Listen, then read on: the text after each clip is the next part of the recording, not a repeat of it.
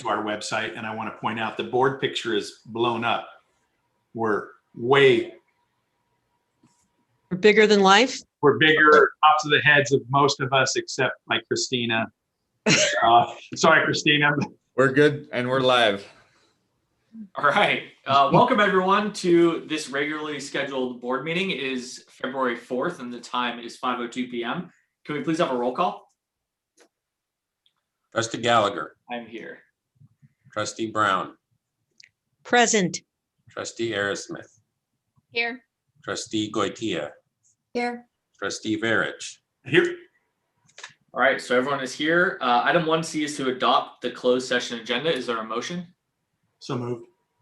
Second. All right. Motion by Robert, second by Linda. Is there any discussion? Seeing none, can we please have a roll call vote? Trustee Gallagher. Aye. Trustee Aerosmith. Aye. Trustee Brown. Trustee Goitia. Aye. Trustee Verich. Aye. All right, with a 5-0 vote, we have an agenda for our closed session. The items are disclosed on our website, and I'm checking right now to see if there are any digital blue cards. And there are not. So at this point, the board will adjourn to closed session. Our aim is to be back right around 6 p.m. Board, you should have the invite on your calendar.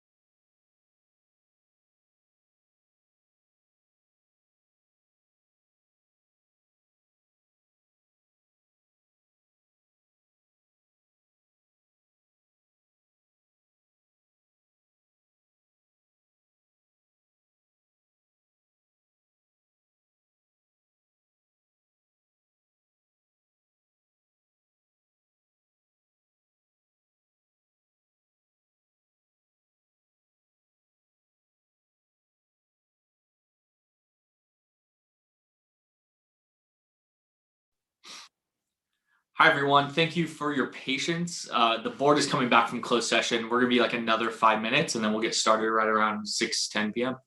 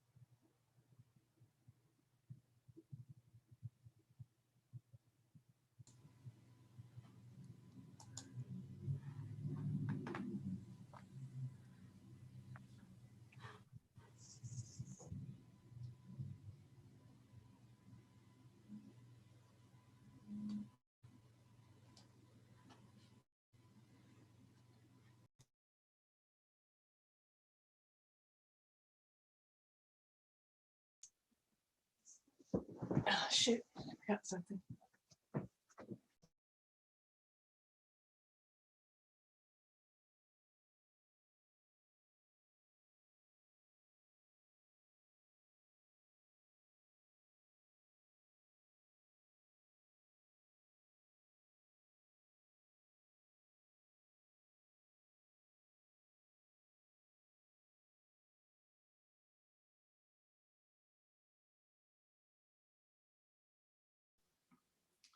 All right.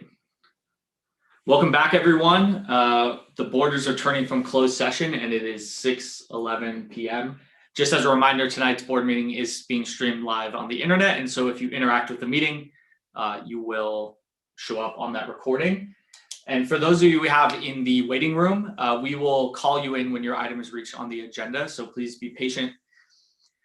All right, so the board is returning from closed session and we did take some actions during that time. And so I'll read a little bit here. So thank you for your patience. The first thing is that we approved the proposed settlement agreement in case 0204202211 with a 5-0 vote. The board also approved the proposed settlement agreement in case 0204202212 with a 5-0 vote, and approved the proposed settlement agreement in case 0204202213 with a 5-0 vote.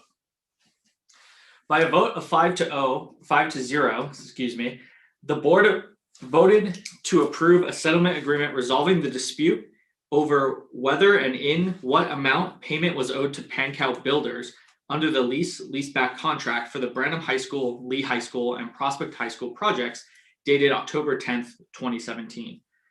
Under the settlement agreement terms and agreement dated 1/27/21, the district will pay Pankow $1.1 million as full and final payment for disputed additional scope work, project delays, and related claims for additional time and or money pending and or disputed under the leaseback contract in exchange for Pankow's release of any and all claims that Pankow has made or may have against the district arising out of the leaseback contract. The settlement is a compromise of disputed issues and not an admission of liability or wrongdoing by either party. Finally, during closed session, the board considered and rejected liability claim 589668 with a 5-0 vote. And without any further ado, does anyone want to lead us in the Pledge of Allegiance this evening? I would like to. All right, Robert. If everyone else could please mute and stand. I pledge allegiance to the flag of the United States of America and to the republic for which it stands, one nation under God, indivisible, with liberty and justice for all.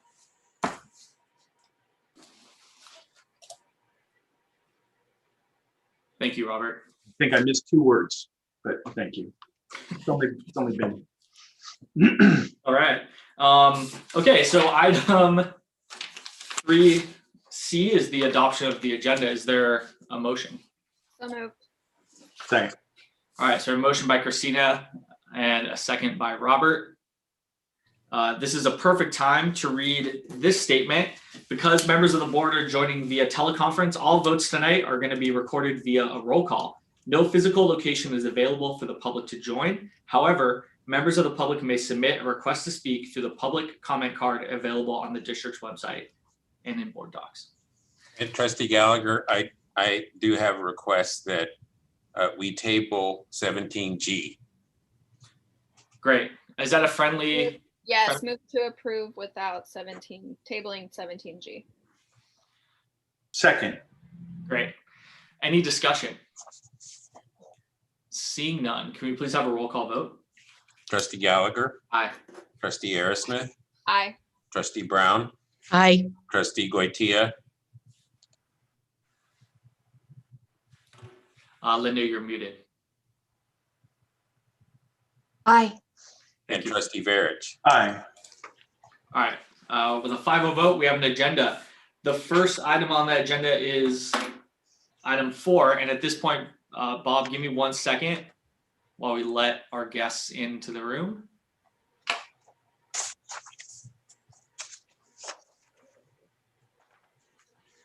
And before I forget, before they leave, we've been instructed to all smile and take a screenshot. And I will forget this unless I name it now. So now we're all on the hook. That's a new thing. It's a new, yeah, it's new. I did that today. Awesome. Well, Trustee Gallagher, the fact that you know that demonstrates how little my staff trusted me to remember, because they likewise said, do not forget to get a screenshot. Yeah. So, trustees, tonight, we are excited to be able to recognize some Westmont High School students and for their achievements at the annual statewide California Educational Theater Association High School Theater Festival.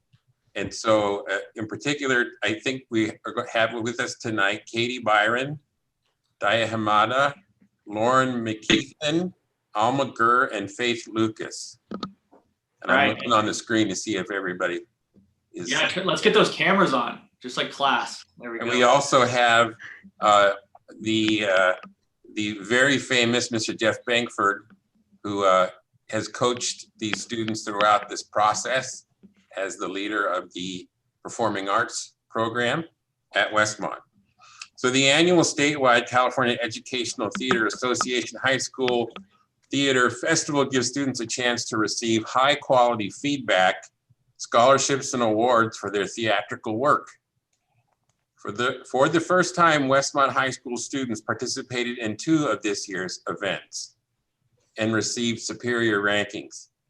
Katie Byron, Daya Hamada, and Lauren McKeithen received first place in the TechWorks category for their work on their production of Clue. Additionally, Westmont High School students Alma Gurr and Faith Lucas received second place in the Scene Works category for their scene from Dog Sees God.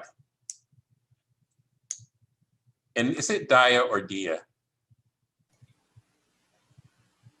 It's Ms. Hamada. She prefers to just go by Hamada, actually. Okay. Yeah. And Hamada also received recognition as outstanding designer for her work on the props for Clue.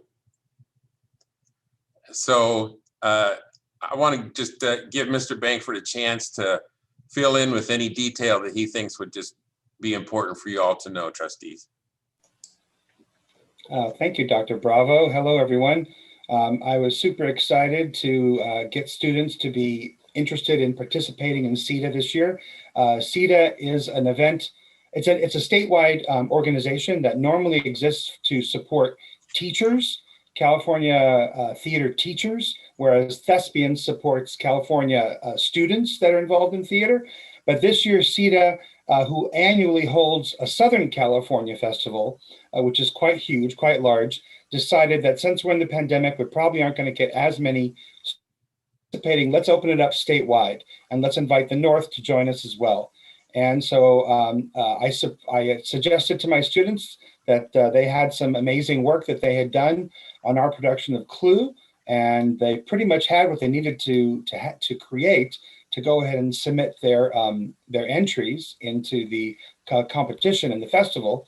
And then I solicited my advanced actors if any of them would be interested in finding, rehearsing, and then filming, and then submitting a scene. And 2 actors bravely stood up and said, we do that as well. So it was an absolute delight, but not really a surprise because my kids are amazing. All kids are amazing. It's just about what you ask of them. And these kids really stepped up to the challenge that they were given, and I'm really proud of their work. My students have continued during this pandemic to show themselves as being incredibly resilient and incredibly good at learning how to pivot. That's the one silver lining that this pandemic has taught our kids, is how to pivot during these troubled times, and to still find ways of producing, creating, and believing in following their passion, which is theater. So I'm very, very proud of these artists, both the technical artists and our performance artists, for the works they did in the CETA Festival this year. And trustees, as you can see from Mr. Bankford's background, to recognize the students, Bernie Sanders actually came out to Westmont as part of recognition. We're in the top 10%. 10%. Good. Congratulations. By the way, if you get online quickly, you can still order your Bernie Sanders bobblehead. I'm not sure if any of you got to see Clue, but we were very proud of our virtual theater production. It was our first ever full-length virtual theater production, and it's streamed for 2 weekends. And we are currently in the middle of our first virtual theater full-length musical, which will be Shrek, and that'll be happening, by the end of March, maybe in April. It kind of depends. It takes a long time to do any kind of virtual theater. As any of your teachers will tell you in the district, virtual learning, distance learning, everything takes twice, if not 3 times, if not 4 times long to do. And theater is no stranger to that concept. Just with a musical, singing on Zoom doesn't work. So you have to pre-record all the vocals and then get the actors back the pre-recorded edited version of their vocals so they could then lip sync to themselves to make a film, all from the comfort and safety of their own homes. So it's a very big undertaking, but we're excited about plowing through this new and uncharted territory. But I'm particularly tonight excited about these 5 folks who did some amazing work at the CETA Festival. So congratulations to Faith and Alma for your scene from Dog Sees God, and to Lauren and Hamada and Katie for your work as techs on Clue. Amazing. Congratulations on your place, and letting everybody know the North can kick butt. I think I said that out loud. Sorry about that. Awesome. Yeah, and thank you all so much for joining us tonight. I think it's, as a board, right, this year has been filled with not so happy news all the time, right? And so I think when we're able to just see all the amazing things you all are still doing, right, and all the hard work you're putting into what you care about and what you love, it's really inspiring, and I think makes it all worth it. So thank you for joining us. Yes. Very impressed to hear about all of you. Jeff, could you share with us just a snippet of what the logistics are of creating something that's seen on a stage? I mean, do students come to the site one at a time to record certain physical scenes? No, it's never done that way. No, all the recording is done from the comfort of their safety of their homes with green screens that we purchase for them, and with ring lights that we purchase for them so they can be lit effectively. We are hoping to shoot several sequences for Shrek in person, masked, of course, and socially distanced, but that'll depend on where we are once costumes are ready. And Katie is one of our 3 costume folks on Shrek, and she's working very hard to get those costumes ready as soon as we can, but we're kind of in a holding pattern. We are doing a bit of choreography rehearsals outside in a very cold environment, because it's really hard to learn choreography on Zoom as well. But for the props, for the technical folks, I mean, Hamada, she had to create some amazing effects, prop effects for our production of Clue, including a chandelier that had to be somehow built to fall on an actor's head by their mother in their bedroom, so that it looked like a chandelier was falling on them from above, and it had to be done safely. And so, Hamada, do you want to just say how you built that? Because it was pretty awesome. Of course. So some things about that: we had a very small space to work with. The chandelier was not going to be seen for a very long time, it just flies by the screen, and it shouldn't hurt the actor, so it should be nice and light. So what I used was a hula hoop to create that shape and hold it to make sure that the chandelier could be dropped multiple times as well, because we took many takes of this. And I put gold paper around it to create that nice thick shape around it. And I attached some plastic candles and then some crystals to make sure it was clearly a chandelier as it fell by, and it was ready to go. Amazing. And then Katie had to do an incredible amount of work setting up appointments with actors for them to come and pick up a costume, take it home, try it on, take a photo of themselves in it, send it back, because we couldn't do any live fittings in person. So it was a lot of pickups, drop-offs, photos. Oh no, that doesn't work. Got to get this back, got to trim that, got to fix that. Katie, you want to add anything to that? Yeah, it was basically like normally we just have people, we started by like normally we would just take measurements at like one of the early on rehearsals, but obviously we couldn't do that. So we like made a form that had all videos and instructions on how they had to take their measurements. And when we got that, we had actors come start picking things up. and just like doing back and forth of what works and what doesn't, and it made it take a lot longer, and it was an experience. And Gee, then I'm hearing clues. problem solving and managerial skills. Who knew that art involved those things? That's right. Theater teaches collaboration, one of the most often sought after skills in any employer wanting to employ somebody new. They want somebody that can collaborate well. And that's what theater teaches, as well as thinking out of the box. Those are all skills that theater teaches students how to do. And then Lauren, the play is set in the mid 1950s.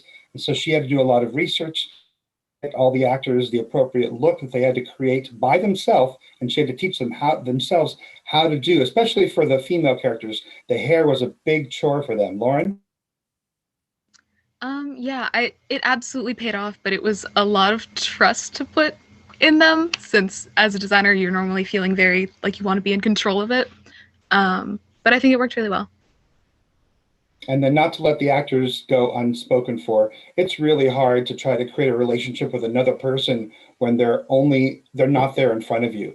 And so these two amazing actors, Faith and Alma, they have a friendship outside of class. So I think they were able to tap into that. But somehow they found a way to connect through the internet and through Zoom to have a shared scene on stage in this new virtual theater and create a scene where we believed their characters. Alma, Faith, either of you want to talk about that? I can for a second. Like you mentioned, like Mr. Bankford mentioned, like our friendship was very helpful with it, because especially working together, not just on stage, but now that we're online, you need to have a lot of trust in each other to be able to have realistic relationships on stage. So it was very helpful to be able to communicate well. And it was just like a fun thing to do. And it was nice to get to, even though we weren't physically on stage, it was nice to get to work together and kind of bring something to life. I don't know if Faith wanted to say anything. Yeah, I've always wanted to work with Alma, and our friendship really helped us communicate really well together and you're able to work together a lot outside of class and able to it was really cool because I felt like she was really there with me. Even though we weren't together in person, I could just really sense her in the room with me while I was acting. And I think that was really because of how close we are. And I really enjoyed working together, and I think it really shows in our scene. And just as a final plug, both Alma and Faith are part of Advanced Theater's annual message play that we're working on right now. The students created 10 questions we submitted to our entire student body, and we got back about 640 answers to all 10 of those questions. And the students read all those responses, all akin to a certain theme, and have now written 5 different short plays that we will eventually produce for the students to all watch. And it's their thoughts, their words, our student body's words being brought to life on stage. And this year's topic, this year's message play theme is all about ... yet. I'm not good at this yet. I can't do this yet. And trying to find that inner motivation to do and learn something new. And in the midst of this pandemic, that's, I think, very much a good message for our kids to be thinking about.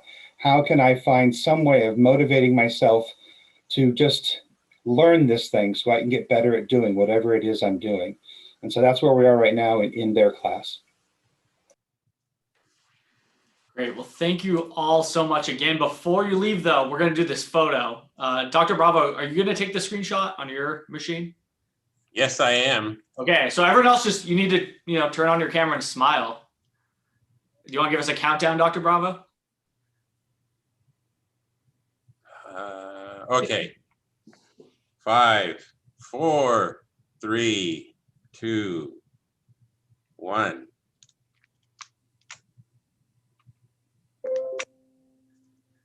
All right, we got it. Thank you so much. Thank you for having us. Yeah, and have a great rest of your evening. Thank you. Good job, guys. Thanks for sharing.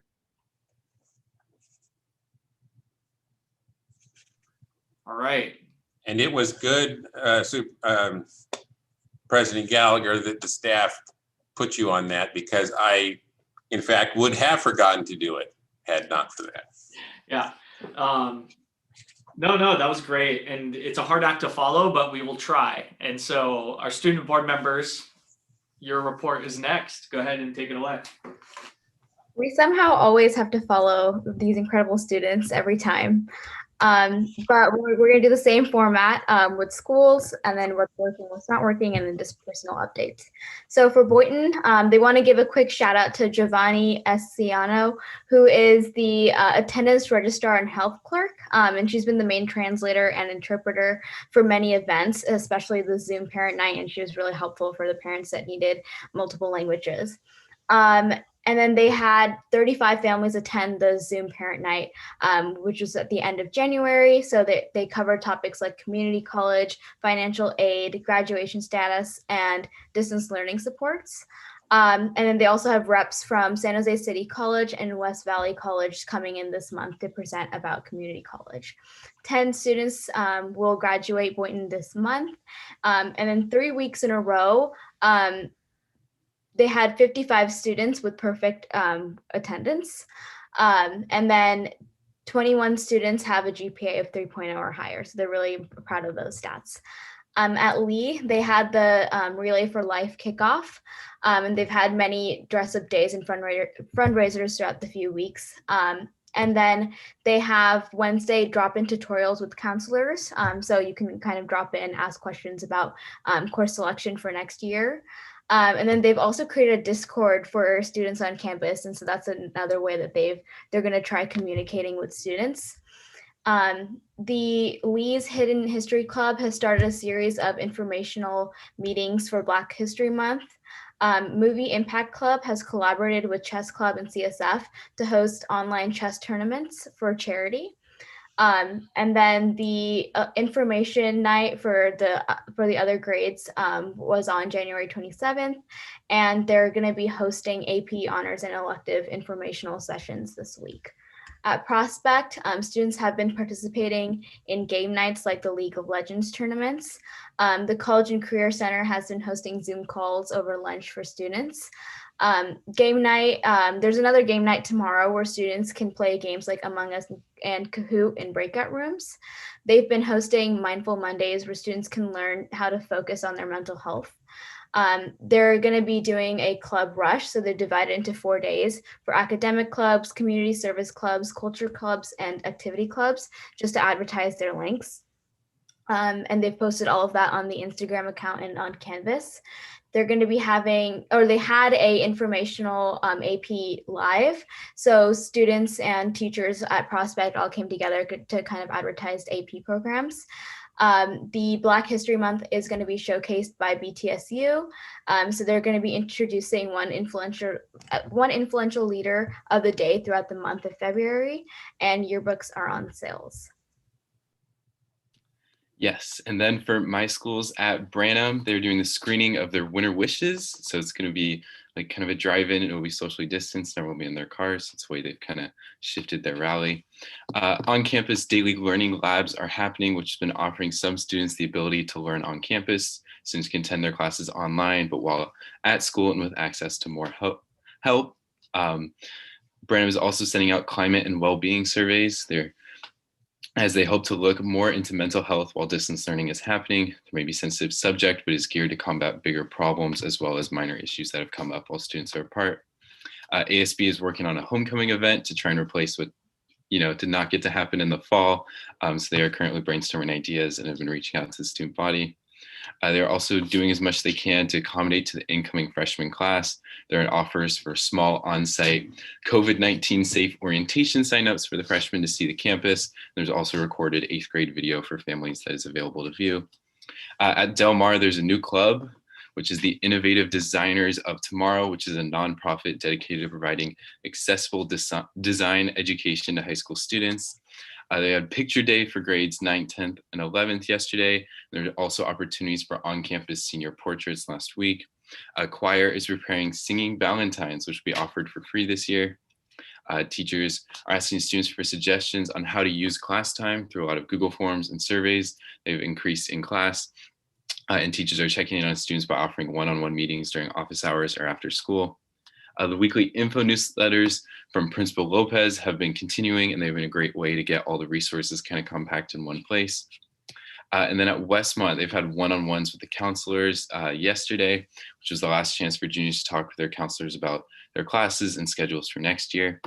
The Westmont Art Club continues its effort in providing artistic opportunities for students by organizing the first virtual art show. It's currently accepting submissions for 2D art, 3D art, and more. All work will be displayed on a website at the end of March, and all students will be able to view the displayed work and vote for the winner. ASB is hosting a webinar next week with Ashley Grove, who is a Willow Glen alumni and Spelman senior. She'll be sharing the benefits of attending an historically Black college and university and the transition from South Bay. There will also be a club fair on February 10th for each club to give an opportunity of a 10-minute presentation about what is happening, and more opportunities for students to get involved. In terms of what's working, scheduling for next year, students were able to schedule their classes through Aries this year. So it made the process a lot easier. You can go to counselors if you needed help, but you didn't have to rely on them to pick your classes. So there's a lot more freedom. And then just seeing an overall ease on homework loads. Their teachers have been a lot more mindful of the amount that they're assigning. All of the important information has been uploaded onto Canvas, so students don't really have to hop between platforms to get all of the information. And everything just seems a lot more organized this year. It seems like teachers and students kind of have the flow down, and it's a lot more organized. Yes, and then for what is not working, other Wi-Fi issues and power outage have been happening the past couple of weeks given the weather, and is preventing students from completing work. In addition, it's difficult to use apps like Peer Deck on your phone while Zoom is also running at the same time. Some students are worried about their technology, but also just AP testing because they know that the PSAT was offered in person, or wondering if AP testing will also be offered in person and whether students are able to do it at home. And there's also recently Branham's Bear Witness page published an article on student-led protests for athletics. Many students were arguing in the chat on the importance of COVID-19 safety. However, the chat blew up to over 1,700 messages, and many of which had offensive language and insults directed at other students. This comment section was eventually disabled. And then finally, there are many complexities that arrive from having a sub. So a lot of students have difficulties when their teacher is not there and be able to navigate Zoom links, being able to get on track in class. So if there is a sub, it's important to let students know in advance and be able to shift technology over. In terms of what we've done, we've had a few meetings just brainstorming what we want out of the mental health resolution. And we started to kind of roughly plan out a timeline to see what we really want. And then we also had our second SSAC meeting of the semester, where we discussed reopening and brainstormed how we can implement certain solutions to mental health. And then please follow CUHSD_SSAC. That's our Instagram account, where you can kind of get updates on what SSAC and what we are doing. And then just other things, please continue to socially distance and wear masks. The pandemic just never seems to end, and it continues to get worse, but please make sure you're being careful and wearing masks. Yes, and then we also had our first site visit yesterday at Westmont. It was a really great crowd, and we managed to shift kind of our questions in a different focus on what we were doing last semester. We also met with the superintendent about a week ago, of course, just kind of discuss more of what we are working on and how we can kind of move forward. And then we have kind of been planning out the rest of the semester and what we need to do and what we hope to achieve. And then a couple other updates. BVAL announced updates on what requirements are needed for sports and also what cancellation dates would be. So those are all available. And then college and career centers have been hosting college app help for juniors and scholarship tip for seniors. Be on the lookout for these and everything your school's CCC has to offer. So thank you. Thank you all. Any questions? Riley, really quick, you mentioned there was a chat that kind of went awry. What platform was that on? It was Instagram. It was like instant comments? I'm sorry. Okay. Yeah, it was just comments. All right. So seeing no other questions, we will move on to our next item, which is public comments. Thank you both so much for your report. Really quick, the board welcomes comments from the public. If you'd like to address the board, please fill out the digital blue card that's located on our website and on board docs. You will be called on to comment when your item is reached on the agenda. If your item is not on the agenda, you will comment at this time. Provisions of the California Brown Act preclude any action being taken on any item that does not appear on the posted agenda for action. Oral presentations and communications to the board are limited to 3 minutes per person and 20 minutes per topic. We do have 3 digital blue cards tonight. One I think falls under just general public comment. So we'll start there with Ken Smith, who wants to speak about high school athletics.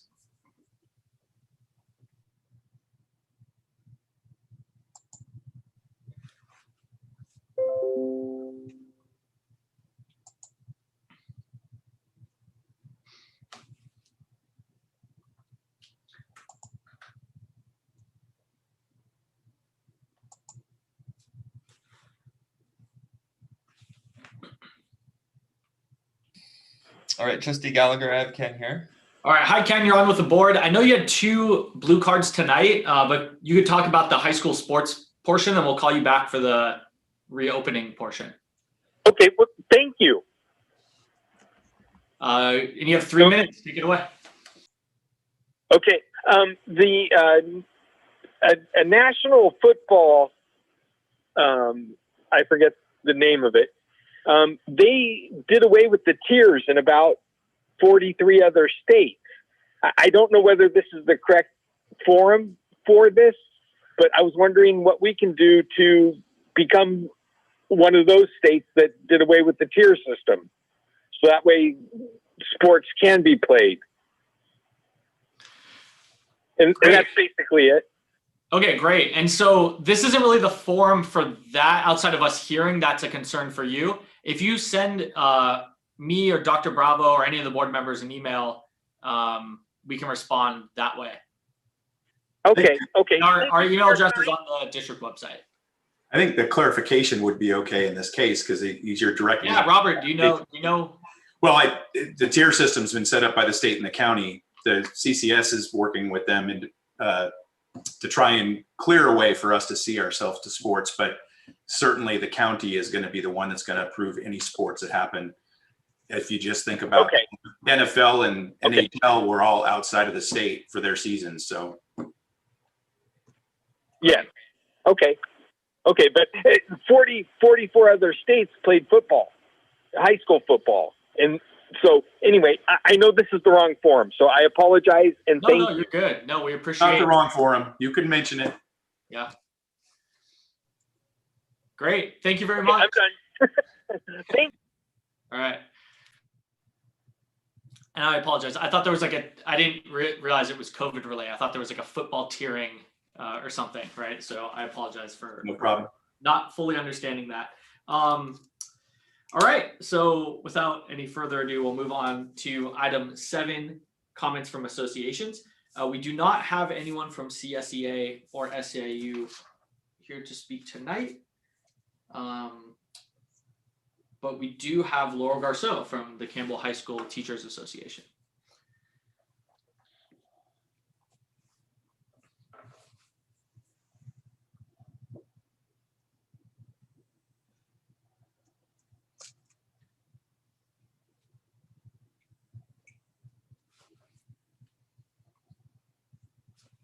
Sounds good. All right, Trustee Gallagher, we have Laurel on the phone.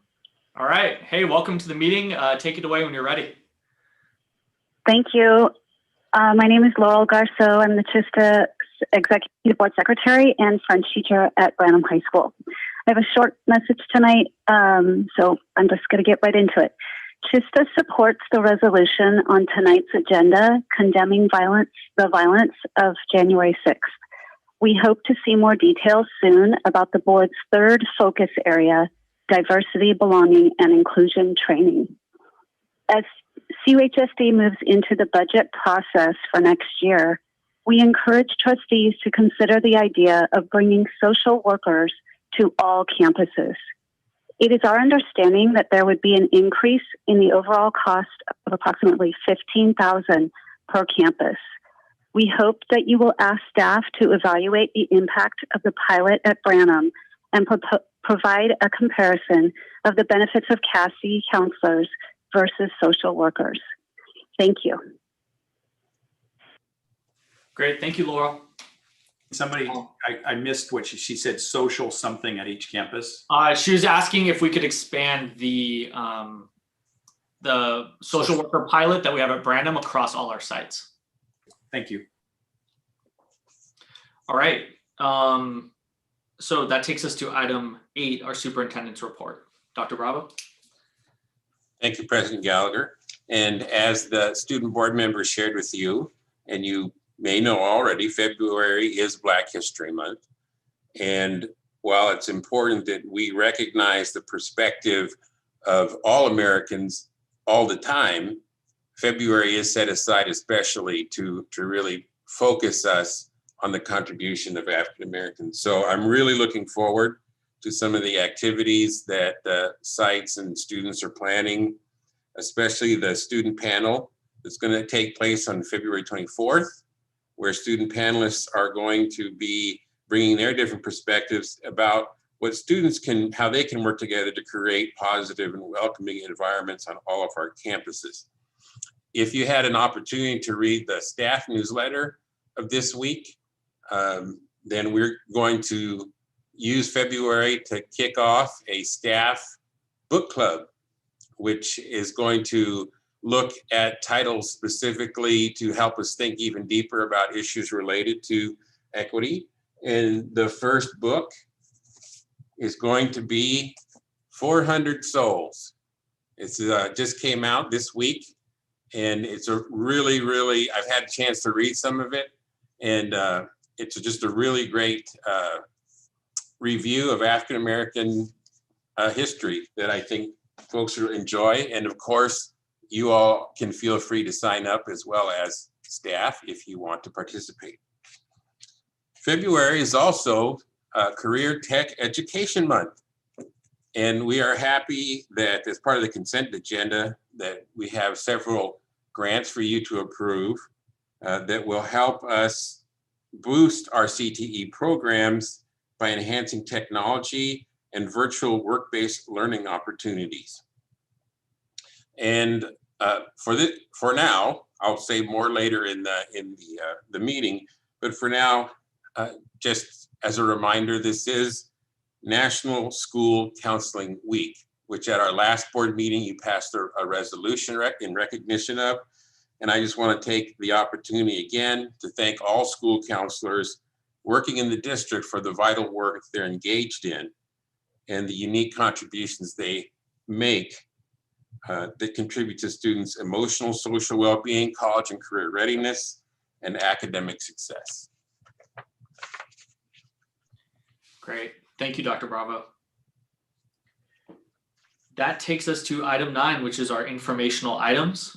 Just as a reminder, presentations are 15 minutes or less in length, and then we'll open up to board questions from there.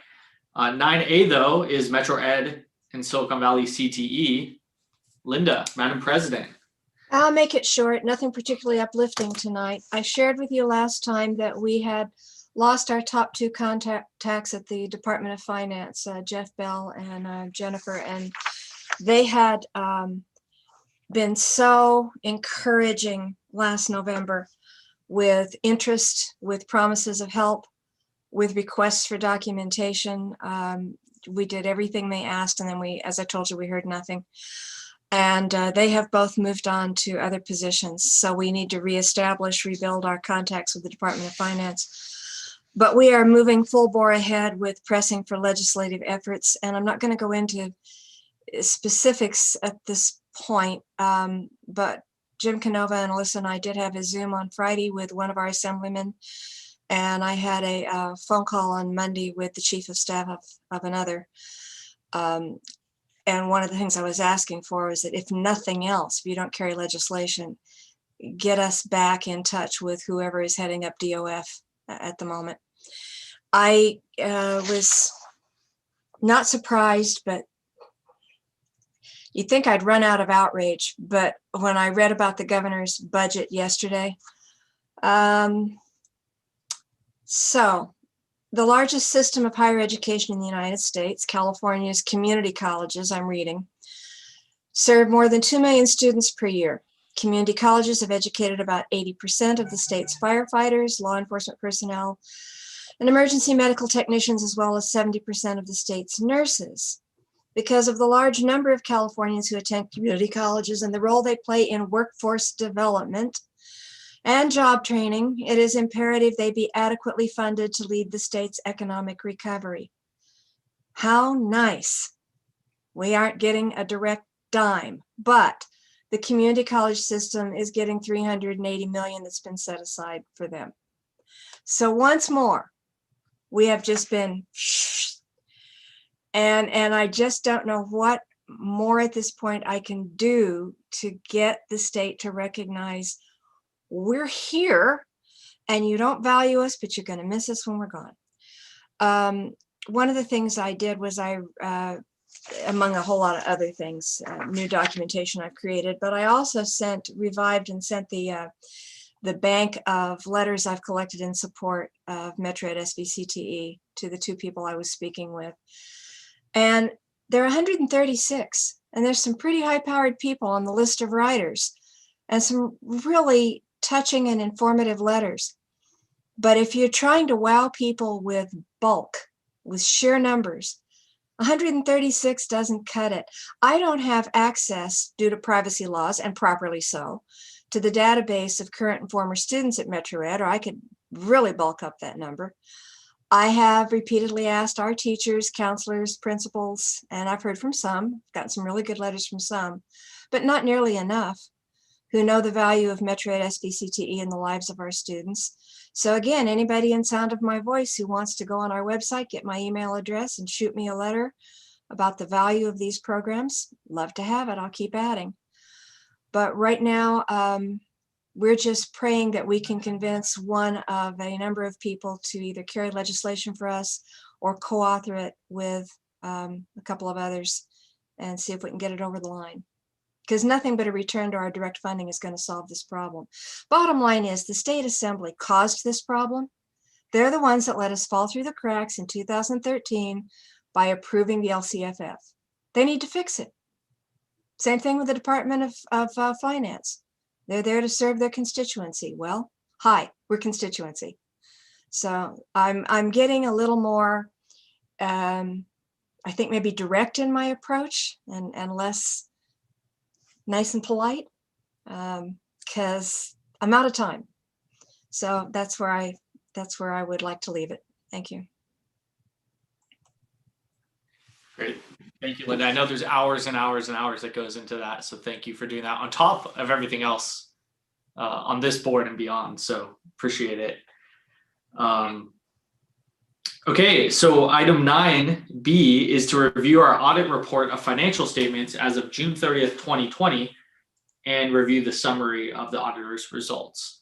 And we do have Bill Williams joining us today. Welcome. Hello, board. You can hear me? Going to get a thumbs up to make sure. Awesome. Okay. Got you. Yeah, and we'll let you know when the 15 minutes is up, and it is all yours.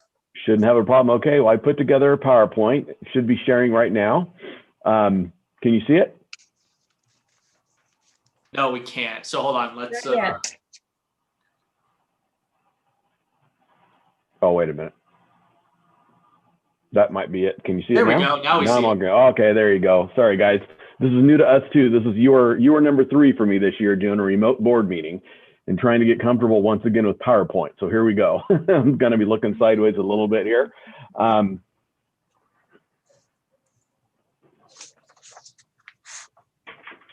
I want my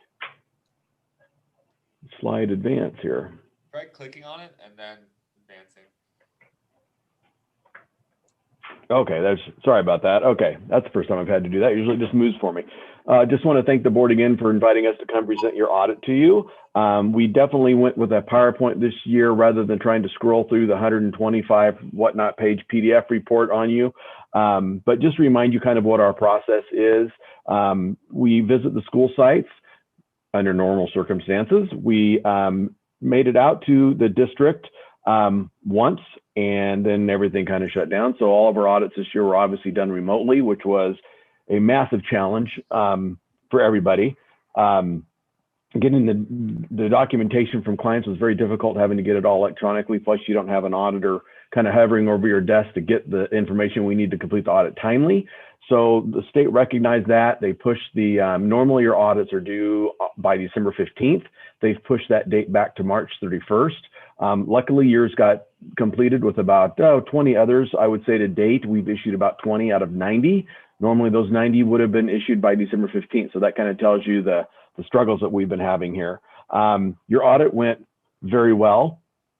Once again, we have a whole new fiscal staff apparently that we're going to have to get to know in this virtual world here now that we heard that Sharon is leaving also. But your internal controls, we had no findings in the report. Your federal compliance, which is very important, we had no findings there.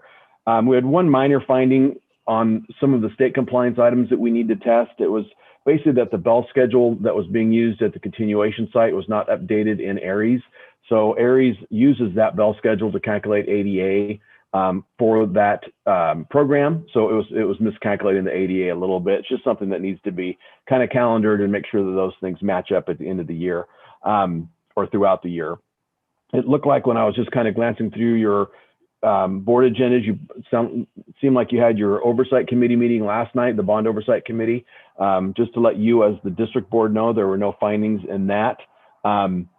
Audit and review as well. Mentioned it over the last several years. The MD&A is in the front of your report. It's on your PDF pages 7 through 15. That is a really good little Cliff Notes section to read for board members, especially if you're new. I mentioned it last year, and it is helpful again that remember anytime in your report or in the management's discussion and analysis, you see a reference to net position. That is the entity-wide financial statement. So that would mean it's all the funds combined together, all of your fixed assets dropped in, as well as your long-term obligations, your bonds, your OPEB, your net pension liability, all of that lumped together. So again, that is net position. Fund balance is basically that. It's the balance that's left in your funds individually. Your financial statements, again, your statement is of net position statement of activities are on pages 16 through 18 in your audit report. The fund financial statements follow behind that. There's notes in the middle of your audit report that show what your cash balances are held in, who your receivables are due from, who your payables are due to. The biggest section in your audit report is going to be debt related. The payment schedules are there. Your other post-employment benefit disclosures, the net pension liability disclosures are massive. They're probably 25 pages just within those. Getting to some of the financials here, your net position was a negative 8.9 million. I will get into that in just a minute. Your unrestricted net position was 64.5. Again, this is entity-wide. This is all of the district's debt coming out of this number. Your GO bonds are 372 million, ending balance, taxpayer funded.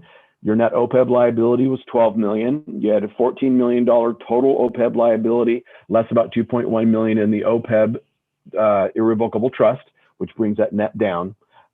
Your net pension obligation, this is the big one. This is the district's fair share. And I know we've talked about it before, but it causes that top row to be negative, basically. So we want to focus on this again. The net pension obligation was $100 million for Campbell High School District. So again, that is the district's fair share of the STRS and PERS unfunded pension obligations at the state. Rate increases, we all know what they're trying to do to battle this. The return on the plan investments have a lot to do with this. Everybody's obviously hoping this number is going to go down, but for now, everybody has to report their fair share of that relatively big number there. Your general fund increased 1.7 million to 32 million. Your available reserves ended slightly under 6%. 6% is kind of what your target is, which is a good target. We don't want anywhere near 3%, which is the state required minimum. We really don't like the terminology of that. So we wanted to put a little blurb in here on the presentation that, the state's minimum of 3% is the level at which point you hit that a district will be looked at closer by the state, by the County Office of Education, and by your auditors to be sure that you're going to remain fiscally solvent. So we really don't want the 3% viewed as, a target or anything. It's a minimum at which point if you fall below it, people are going to start taking a hard look at you. So at 6%, we're really good there.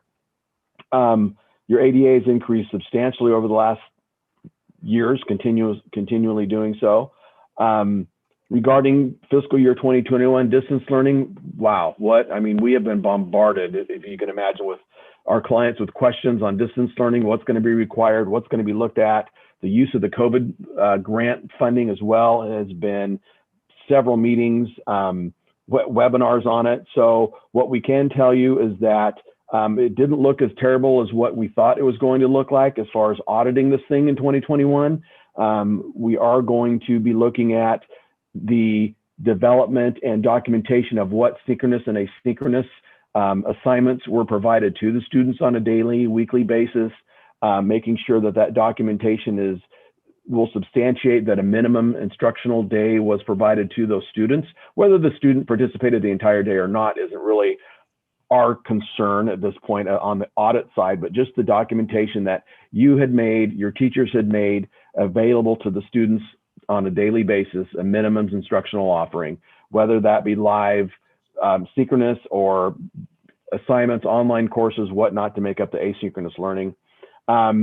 We will need to ensure that the district adopted a re-engagement plan, and that was all over the place, so we're not expecting any problems there. We did not see in the early draft of the audit guide whether that plan was going to be tested as far as those students that missed maybe 60% during the week. Where's the documentation that you reached out via email, you reached out via phone calls, whatever, trying to get a hold of the students or the parents. We did not see that in the audit guide that we, again, got kind of an early glance at. So continuation education is out. Independent study testing is out because, as you probably know, CDE is not making a distinction between any of those programs. This year, it's all distance learning. Everybody's following under the same guidelines. So those two alternative ed attendance compliance areas are coming out of the audit guide for 2021. Basically, they're not applicable anymore. The other big change that you will see in 2021 is that all of your student body activities that you've seen in a fiduciary fund, where you just kind of see the cash balances, those are going to be brought into a special revenue fund, which is cafeteria, deferred maintenance. I don't remember what the other special revenue funds were, but it's going to be a fund now in the district, and it will report total revenues and expenditures, beginning and ending cash, in your fund financial statement starting in 2021. That is GASB 84. That was delayed. It was supposed to be implemented in 1920. It got delayed a year due to COVID, along with a lot of other accounting changes, got pushed back. So that's what we're expecting for next year. But this year's audit 1920 went really well. Like I said, I have to really congratulate, with all the turnover that was going on in the district. For us to be able to get your audit out really speaks a ton about the fiscal department you guys have there. Like I said, 20 of 90 is not great, and you're one of the 20. And with what was going on, it's really good. We've been in contact with Sharon. We've actually, Nancy went to one of our other clients, so we're still in contact with Nancy, and Rory, I think, is at a nonprofit and up in the Bay Area where you guys are, and we've kept in contact with him as well. So keeping those doors open. Hated to see them leave, but you have a good staff there, and we'll get to know all the newbies, I guess is what we'll say, once we can get up there and get our 2021 audits rolling. We're a few months away for sure. All right, is that the end of the presentation? That was it, yes. Okay, Forgot to hit next. Awesome. Yeah, and if you could stop sharing, we'll go back to the board view. And trustees, do you have any questions? What are the implications for us of not having provided the required testing of the plan being followed? What are we doing? Like I said, I didn't see us having to test the plan. The only thing that we're going to have to do is make sure that a plan was adopted, basically implemented, which, it's the students that miss 60% of the week. What is the district going to do to re-engage those students, reach out to them, find out why? Our clients are running into all kinds of things. They don't have wireless, they don't have computers. The list goes on and on and on. Some kids just do not do well with distance learning, but that tiered re-engagement plan, basically we're just gonna have to make sure that you have one, and from what we saw. And Bill, just to clarify, it's not that you didn't see the district had something, it's that you weren't. Your firm was not able to preview others, right? Well, that's for 2021. That's for the current fiscal year. We haven't even started auditing 2021 yet. That's what's coming up. 1920, all of this stuff, you're good with this stuff. This is the current school year's audit. We haven't even started yet. Bill, you mentioned 6% is where it looks good. Where? In reserves. And where would you expect us, where would you want us to be? What's kind of the average that you're seeing for our size district? Well, you know, I'm seeing right now, I'm seeing people usually above 10, maybe about 12%, but a lot of that also has to do with how the administration kind of segregates their ending fund balance in the general fund, because there could be some districts really like to get kind of drilled down and detailed into putting a lot of funds in the committed fund balance, putting a lot of balances in the assigned fund balances for very specific purposes, like school site carryovers, instructional material adoptions next year, putting a little bit extra aside for OPEB that's not in the trust, but is just an extra set aside within the general fund. And every time you kind of drill down and get those additional classifications in your fund balance, it pulls it out of the reserves, right?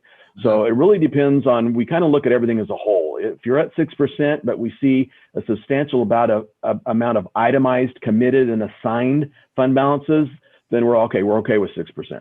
So it really depends on the makeup of your general fund. Different districts just do it differently. Some of them have a 20% available reserve because they don't assign or commit anything. They say, okay, we're just going to let it all fall to the bottom. We have all these things we need to do, and we know it needs to be down there.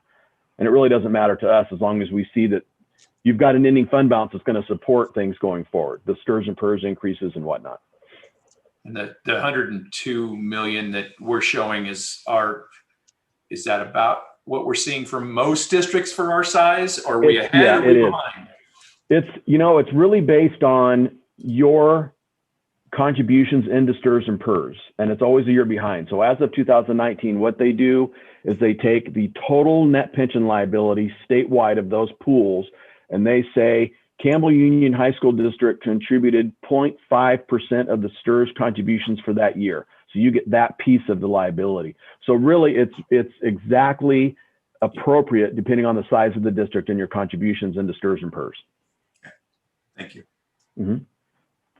Bill, two questions on the trust for the OPEB.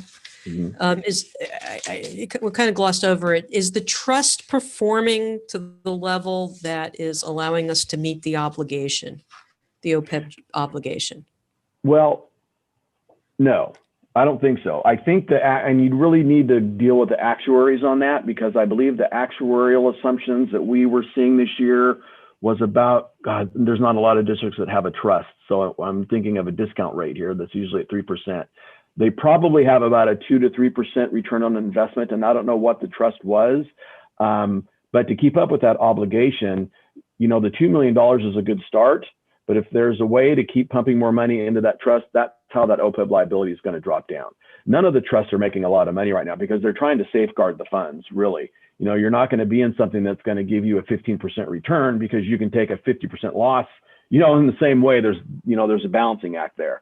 So I mean, it's better than putting your money just in a bank. They're performing better than the interest you're going to get, but they're not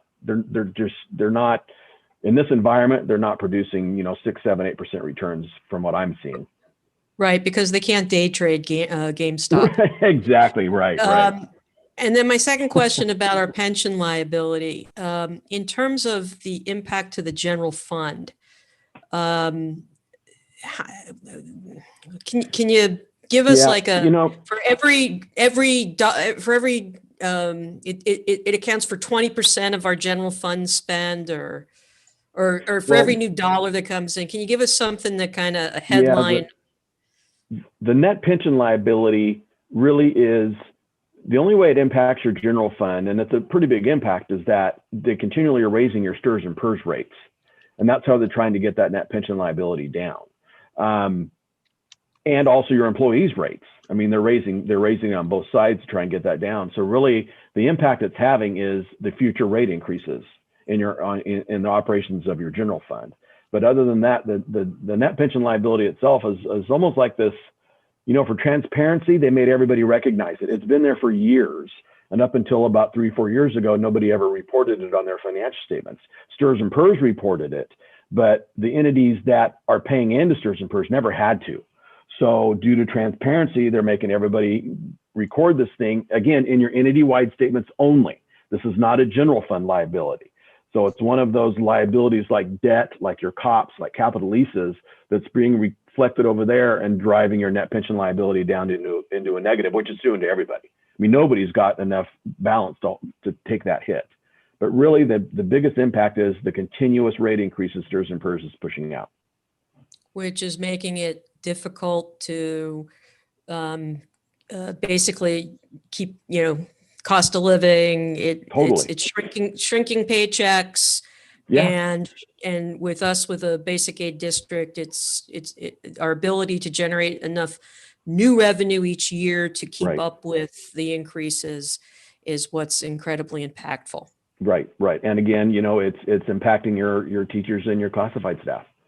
Less than the paycheck. I mean, that's a big hit. Okay, thank you. Mm-hmm. Thanks for mentioning that, Bill, because that's big too. It's really hitting our employees. It is. All right, any other questions, comments? All right, and do we take action on this? There's no action. Okay, great. Thank you, Bill. All right, guys. Thank you. Have a good evening. You too.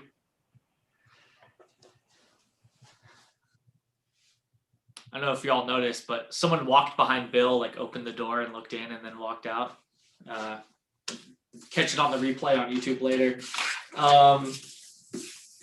All right, item 9C is our initial bargaining proposals from Campbell Union High School District and the California School Employees Association, or CSEA, Chapter 266. Meredith, hello. Hi, trustees. Meredith Hudson, and this item I'll be introducing the initial bargaining proposals, and then we'll ask you to act on them a little bit later in the agenda. But we want to present them now for the community to be able to review, and then we'll have a public hearing and again action in a little while. So, if you don't mind, I might just introduce both C and D because we're presenting both sets. So we are in multi-year agreements with both California School Employees Association, CSEA, and with Service Employees International Union, SEIU. We're in multi-year agreements already. And so these are our reopening negotiations that we hope to start. We've got limited articles that are open, but we still sunshine them here for the community. So item C is our proposal along with CSEA's, and item D is our proposal along with SEIU. And we're all very much aligned in what we are hoping to discuss during this round of bargaining. And that's it. Great. So like Meredith said, this is coming back in a little bit, but are there any questions at this point? Okay, great. So I'll take us to 9E, the first reading of a new batch of board policies. Is this Dr. Bravo? Yes, it is. All right. So trustees, once again, via our friends at CSBA, we have a new set of recommended changes to board policy.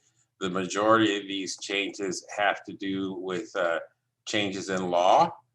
And there are a couple of the new policies that are optional, that are not necessarily changed because of change in law, but in particular, the board policy on political activities of employees is updated, I think in large part just because that is such a topic in the world we live in today.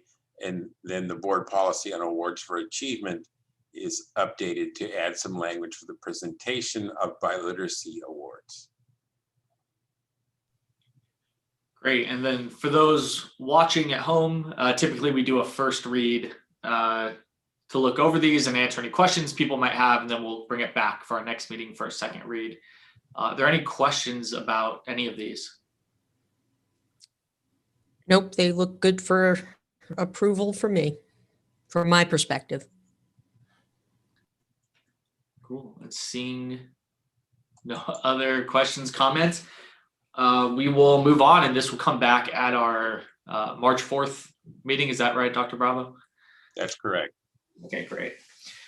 Awesome. So item 10 is our consent calendar. Action on all consent calendar items will be acted upon in one motion with no discussion prior to the board vote, unless a board member or the superintendent requests that any such item be removed from the consent calendar for discussion by trustees or any interested party. Each consent item approved by the board shall be deemed to have been considered in full and adopted as recommended. Does anyone want to pull any items from tonight's consent calendar? And if so, which one is it? All right, not seeing any. I want to just confirm Linda is here in case she had one. Move to approve pending Linda. What? What's the problem? Oh, Linda, your camera's off. We just want to make sure you're here. I was here. Okay, great. Well, your camera is off, so we didn't know. So you don't have any items to pull. Is that correct? No, do not. Okay, great. So there's a motion by Robert. Is there a second? Second. I'll second. Christina beat you to it. Give it to Christina. So motion by Robert, second by Christina. Any discussion? Seeing none, can we please have a roll call vote? Gallagher, Aye. trustee Aerosmith, Aye. trustee Brown, Aye. trustee Goitia, Aye. trustee Farich. Aye. Okay, with a 5-0 vote, the consent calendar passes. And that takes us all the way down to item 16A, consideration of action regarding district response to COVID-19. We do have 2 digital blue cards this evening, so we'll start with those. If we could get Ken Smith on the line again, who wants to speak on the CDC recommendations to safely open in-person school.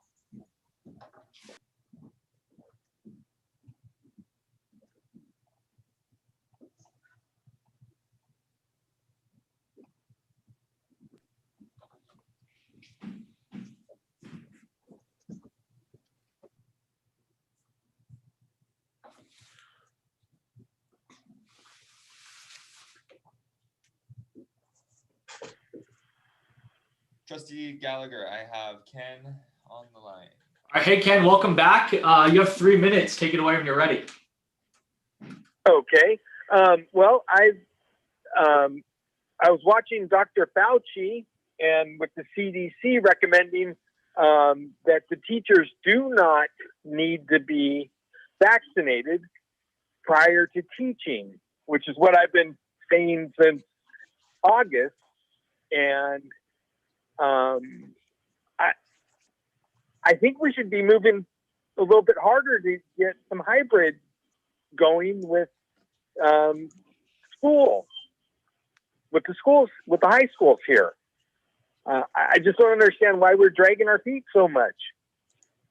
I've been teaching since July in person, and I just don't understand this. And that's all I wanted to say. Okay, great. Thank you very much. Thank you. All right, then our final caller is Tracy Pickering, who wants to speak about school reopening.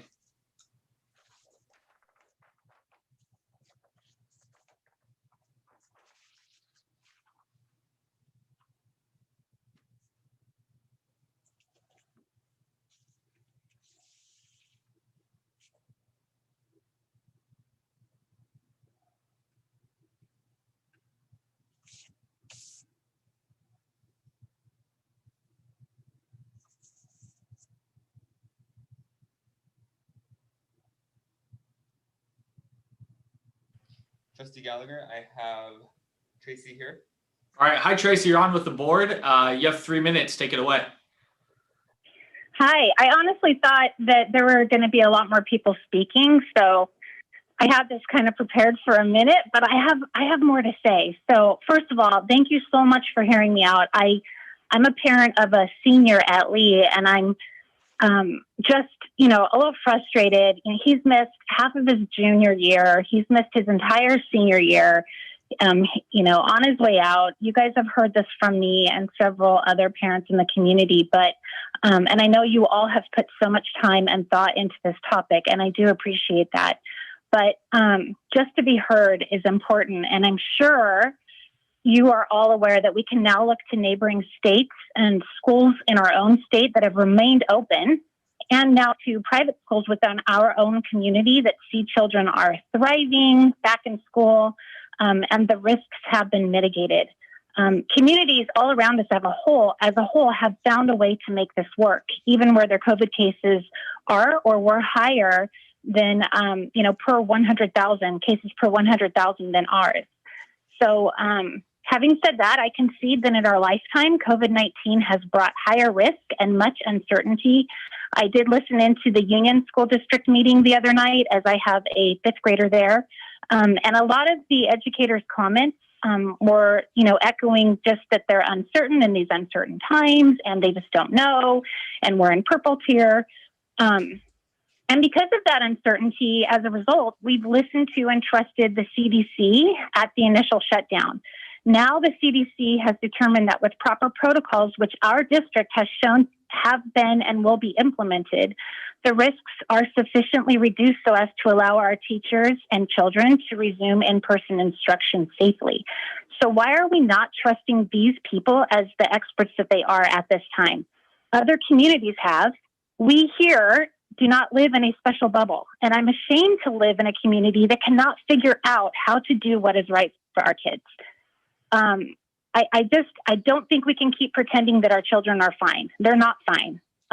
What is not uncertain and what is a fact is that kids are failing, falling behind, and becoming depressed or even suicidal. Even Mr. Williams tonight in his report verifies some of the very real problems that our students are having with distance learning. Lastly, I just want to make it clear, I am not anti-teacher. My own sister-in-law teaches in Turlock, and she has been in-person teaching for a number of months. She is a rock star. I hear that there's a perceived divide between parents and teachers, and that's just not what this community needs. I cannot agree with the refusal to roll up our collective sleeves and make a return to in-person instruction happen, especially now that it has been well established that A, kids are suffering long-lasting trauma, and B, the risks to adults have been mitigated. And this is backed by the same scientists that shut us down in the first place. It's time to get our kids back to salvage what is left of this year. So I implore you to please draw your line in the sand and open our schools now. Thank you. All right, thank you, Tracy. All right, and that concludes our digital blue cards for the evening. So we are back in 16A, consideration of action regarding district response to COVID-19. For those of you following along, just as a reminder that our board did consider moving up in our phased approach to reopening at our last board meeting, at which point it was decided that we will be reevaluating that either at a special board meeting in late February or on March 4th at a regular scheduled meeting. And so just a reminder, the frame of kind of what this meeting is taking place in, we'll kick it over to Dr. Bravo. Thank you, Trustee Gallagher. And Mr. Keating, if I could get the slides. I just have a few slides to review with you tonight. As you probably know, we remain in the purple tier on the state's tiering system. And as such, at this time, reopening is not an option for us. This week, in a meeting with county superintendents, the public representatives from the public health department or the county health department were asked any sense of when or how long it might take to get back to red or move one tier up. And they declined to answer the question. And they told us there's just no way of knowing.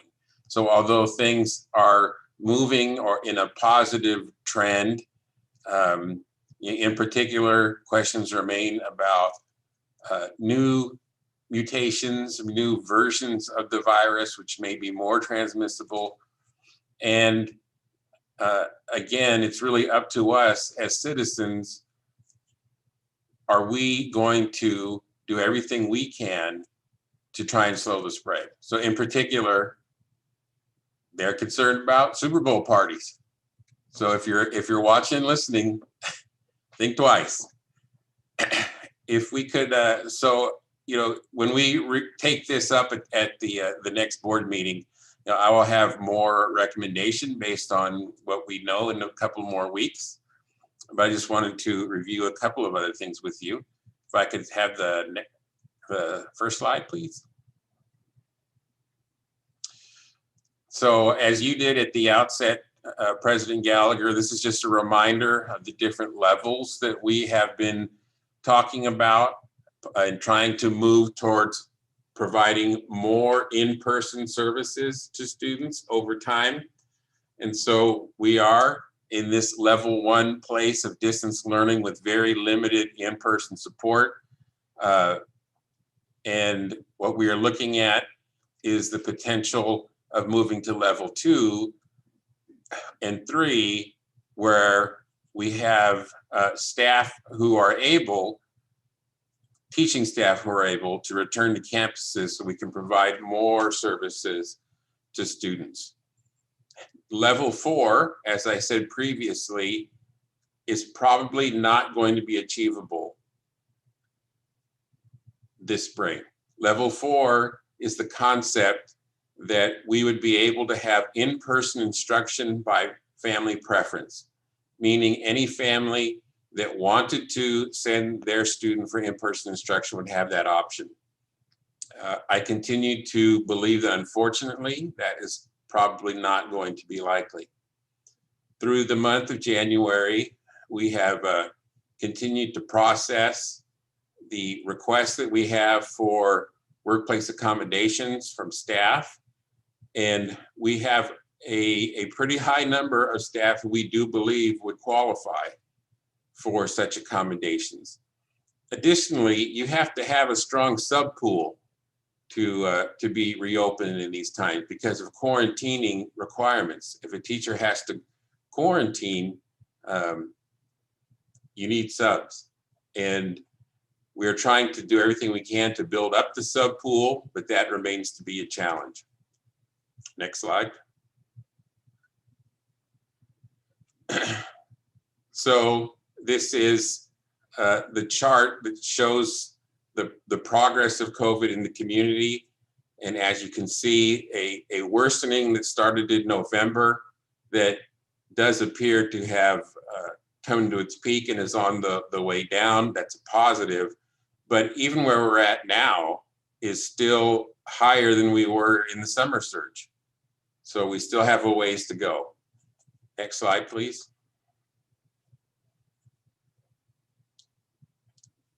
So between now and the next board meeting, I'm meeting with each of the site administrators, the principals, and build customized school site plans.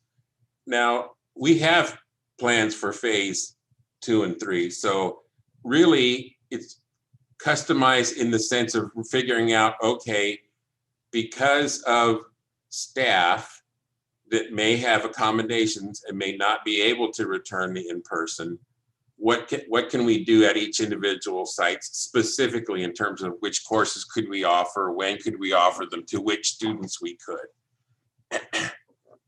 And we have implemented COVID employee testing at school site, district office and school sites.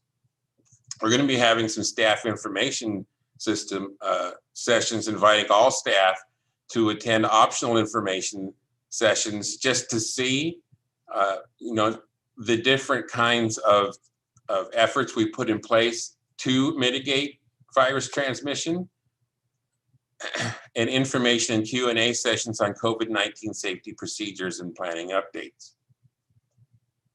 We're going to continue to work with our labor partners around seeing if we can have some agreements about the conditions under which teachers would feel safe and other staff as well feel safe.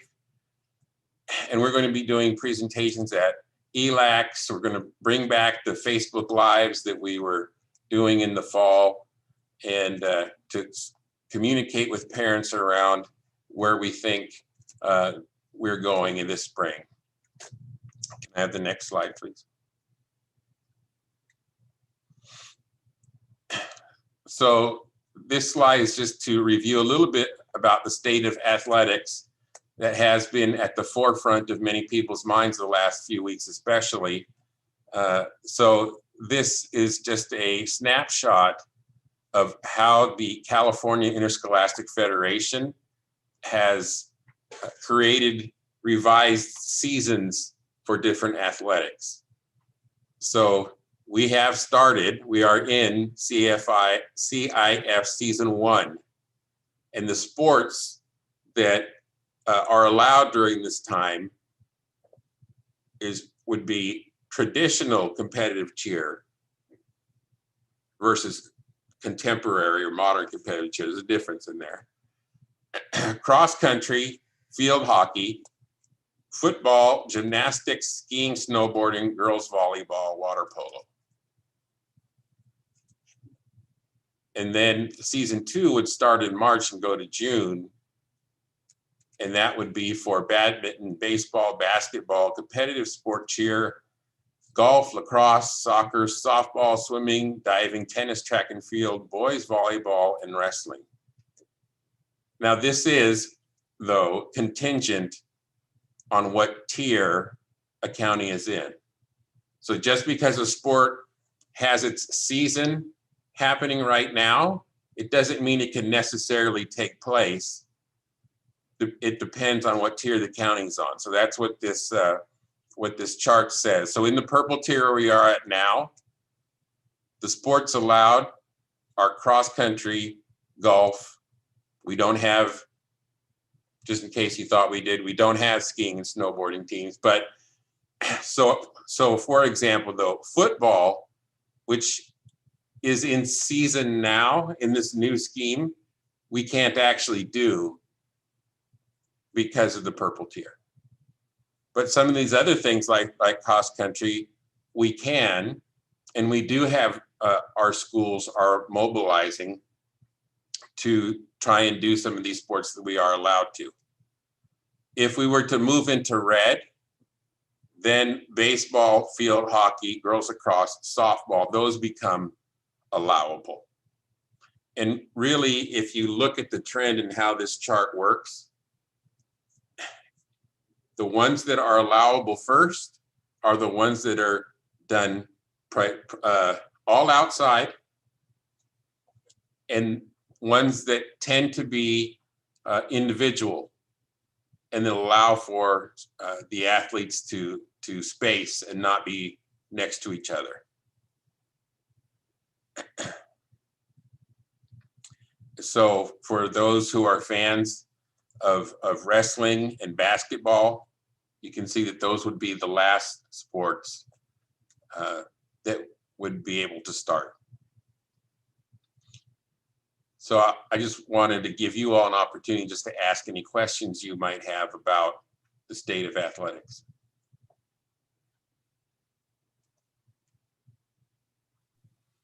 So I have a question. It's not directly related to athletics, but what is your sense, I know that you're in conversations with the other superintendents across the county and across the state. What's your sense in terms of whether there might be any county or state, decisions on reopening schools? Or is it still pretty much up to district? Well, no one can know for sure. Right. I do have some kind of a feeling that by the end of this month, that we may have more and clearer guidance around the reopening of schools. Okay. So, from a political, and there are many decisions that are being made at county level or state level that we don't necessarily have input into. Right. But I think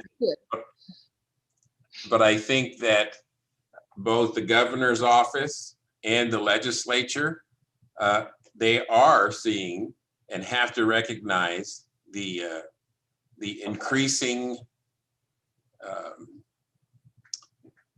guidance that we're receiving from groups like the CDC, or if you're following the news, I think last week, the pediatricians of UCSF wrote a letter to San Francisco Unified saying you should open it immediately. This week, doctors in the Los Angeles area did something similar for Southern California. So I think that there is enough momentum building that there is going to likely be some new set of guidance within the next 3 weeks. Okay. And then in the meantime, we're still continuing to plan as if we're not going to get any additional guidance. Is that right? We are planning right now as if with the information and the guidance we're under right now. Okay. Thank you. So the most binding guidance we have at the moment in terms of social distancing is coming from the county, correct? Yes. And if the CDC were to produce a social distancing guideline that was less stringent and the county had not rescinded theirs, where would that leave us for social distancing 8,500 kids? The county would override. The more restrictive set of expectations would apply. Okay. Because that, I think, is what separates us so painfully from the lower grades. It's just the sheer weight of numbers and the space in which to honor that guideline. I don't know how we would address it. Dr. Bravo, you just said that we're going on as if we're not going to reopen or what we have now, but you are talking with principals about plans should they change. So it would probably be safer to say you're looking at what sites might be able to do. I don't think that's what Yeah, you thank said. you, Trustee Verich.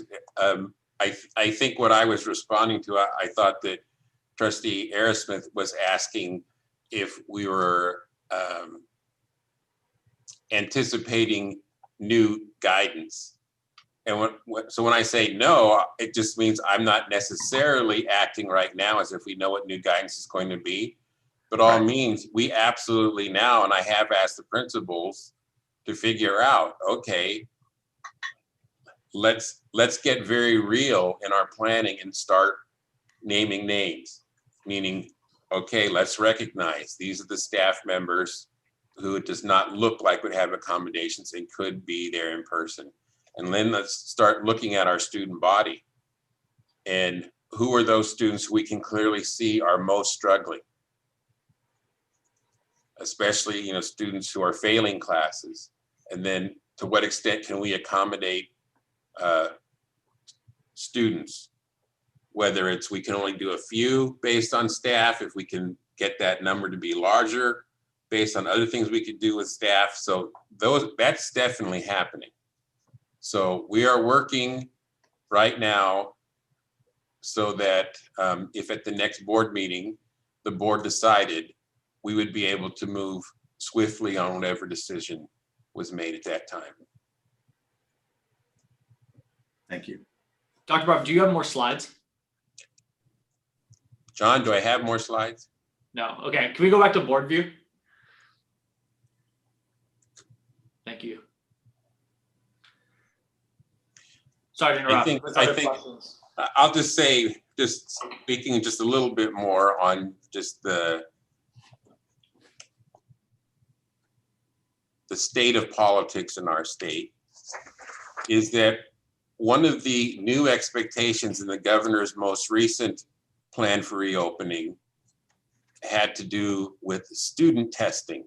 So going beyond periodic testing of staff, which we had geared up to do, but is now added into the mix expectation around student testing.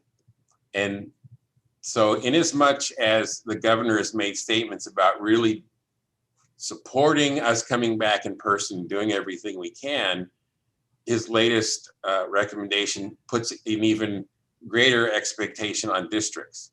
So we have to figure out, well, how would we test students, and how is that going to be managed and paid for, and all those kinds of things. So again, I think I appreciate that President Biden has talked about his goal to get schools going again within his first 100 days. But I am concerned, though, that he has really said that he's referring to K-8 in the first 100 days. So, hopefully we will do whatever we can, though, so that we do have more opportunities for students to be on campus. Dr. Bravo, 2 questions for you. One around subs. To become a sub, you essentially have to take the CBEST, have a college degree. Like, what are the requirements to be a sub? And like, that's a great question. Can we recruit subs from like our parent? Like, if there's yes, we can. Yeah. Yes, we can. What's that look? What do they have to do exactly? And there has been the waiver of some requirements in order to help build the pool. And Meredith Hudson has activated her camera because she's got something to say about it. I would say the most important thing that folks, the first step, we'll be holding a few more information sessions for parents and prospective people who want to get involved and be a part of the solution. We've held one, and we'll have a few more soon. So I'd say first stay on the lookout for info sessions so we can walk them through that process. But the other quick headline is, yes, the CBEST, or that basic skills test, we have a waiver for at least this year. So there are fewer steps to become a certificated or a credentialed substitute. And we now, thanks to your board approval, are able to reimburse those interested applicants in some of those fees. There's a background check process. There's an application fee that is not cheap.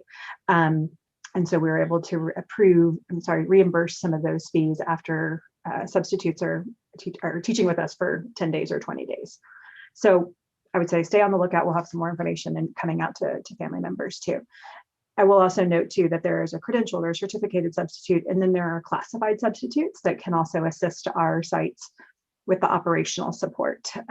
We're building up additional staff, but the testing and all of those other sort of operational components are more work for our staff. And so we have a couple different ways to tap in. Great, thank you. And then sorry, Linda, go ahead. Well, I wish a group of administrators would get together and form some sort of a lobby to bring about some change in this CBEST thing, because the way it was, unless it has changed, you had to take a test that encompassed all these different areas. For example, if I wanted to substitute in English, there's higher mathematics on the CBEST test.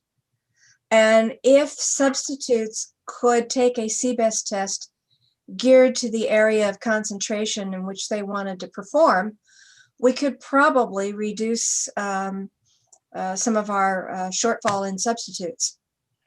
Because that test right now, if I had to take that test today, I'd probably be uncomfortable. And I'd make a great idea. I think you would crush it. No, I don't think I would. I'd crush it in English. I wouldn't crush it in mathematics. No, I know I wouldn't. All right, and the second question I have is around request for accommodation. Can you explain how does that work? What is checked, and like what percent? You might not have the answer tonight. Maybe it's better for a future meeting, but like roughly what percent of our staff has requested this, and what percent is eligible? I'm going to give you a little bit of a.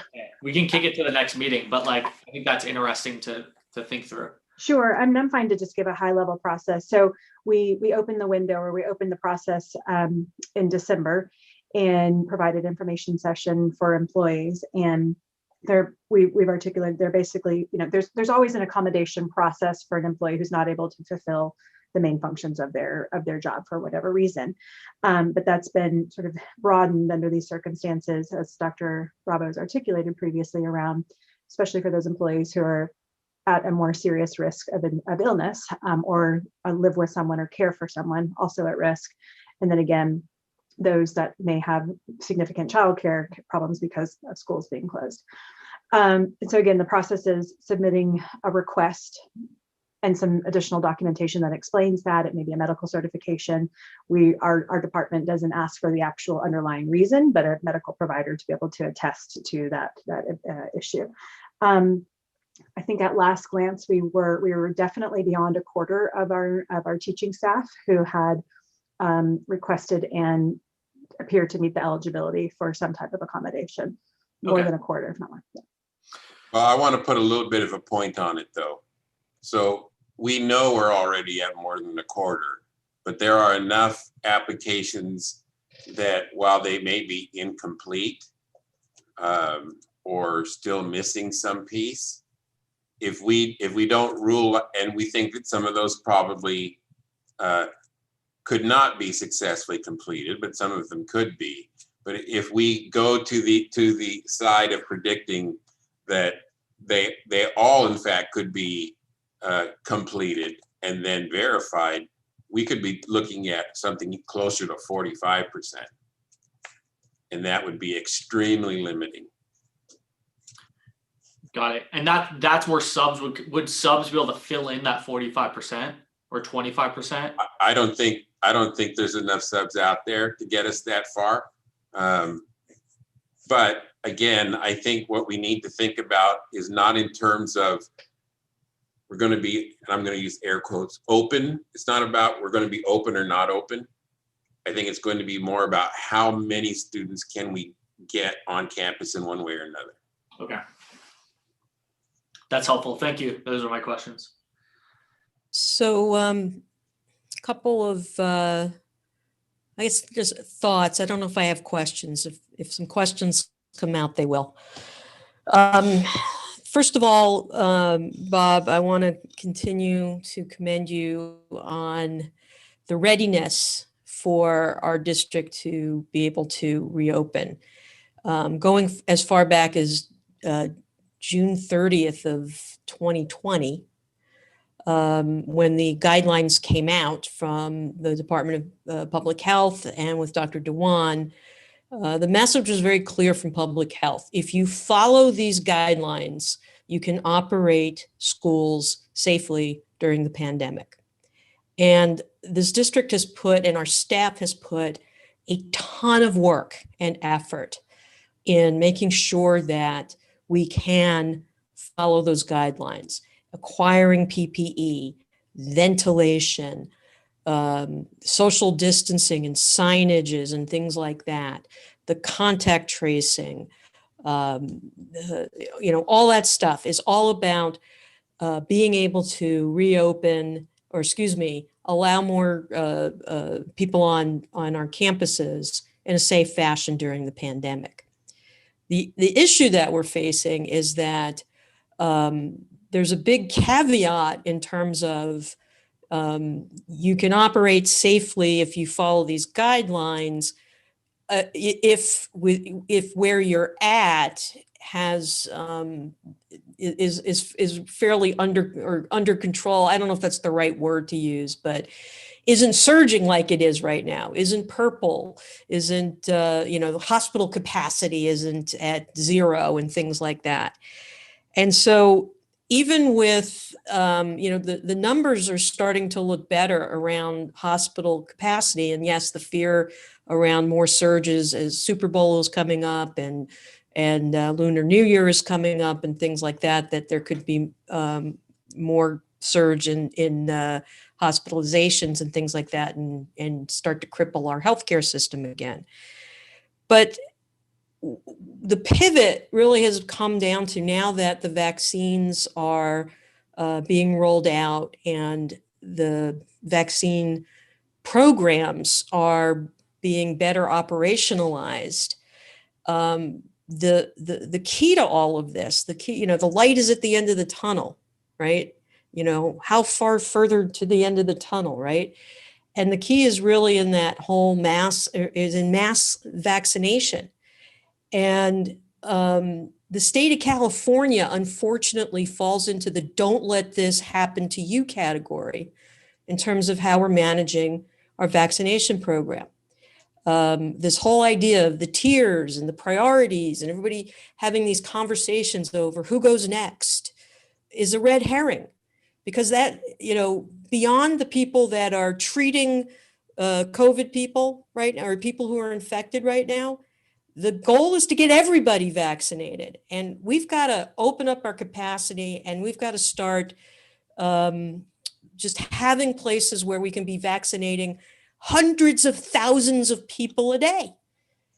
And, when we get there and we start doing that, quibbling over who gets to go next is just a deterrent to the overall goal of being able to follow our plan for safely returning students and staff to school. So given that there is so much that's out of our span of control, it's going to take quite an effort by a number of municipalities and government operations and things like that. And trust me, I have 15 years working in biotech. The pharmaceutical supply chain is always pretty complicated. So that doesn't help either in terms of making sure that the supplies are there. But this is a big issue. And sitting and waiting for conditions to change, I'm not sure if that's the right approach. And I think that it's important to acknowledge, and our student board members are very good about keeping this in front of us, the impact to our students from a social emotional perspective is the thing that I think I'm worried the most about right now. And so I'm kind of wondering if at this moment in time, if our goal around bringing people back for in-person instruction, in-person learning opportunities, maybe we should think about shifting that and shifting more towards just bringing back students for some social, emotional, or social opportunities for them to safely, do whatever it is the kids are doing these days, right? And perhaps that doesn't rely as much on certificated personnel to be able to provide those kinds of opportunities. Can we find ways for our student athletes who, and I don't even want to get into the back and forth about what's been happening about, is it the county, is it the league, is it, and all of those stuff, that's beyond our span of control. What things can we do today for our students, for our student athletes to be able to enjoy that part of their school experience? And then lastly, June is going to come faster than we think it is. It's already February. How'd that happen, right? Can we start getting ready for some rite of passage ceremonies? Can we have a really awesome graduation for our seniors this year, and mark their achievement? And if anybody deserves some celebration of their accomplishments, it certainly is the class of 2021 for the resiliency in what they've been doing. So I'm just kind of wondering if maybe it's time to move the goalposts on what we're trying to do with reopening and just focus on what are some measured things that we can do to just help students with their social, emotional well-being.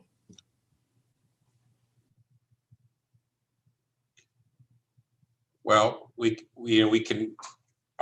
are very grateful for those coaches that do want to continue engaging with their athletes.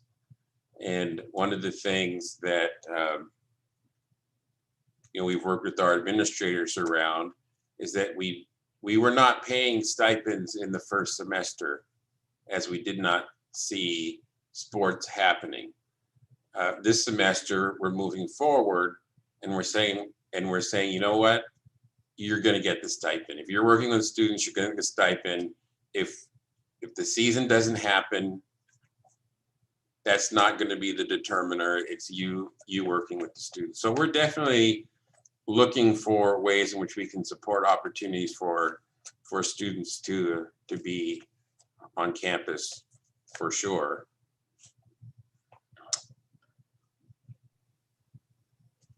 Great. So, board, are there any more thoughts on this subject?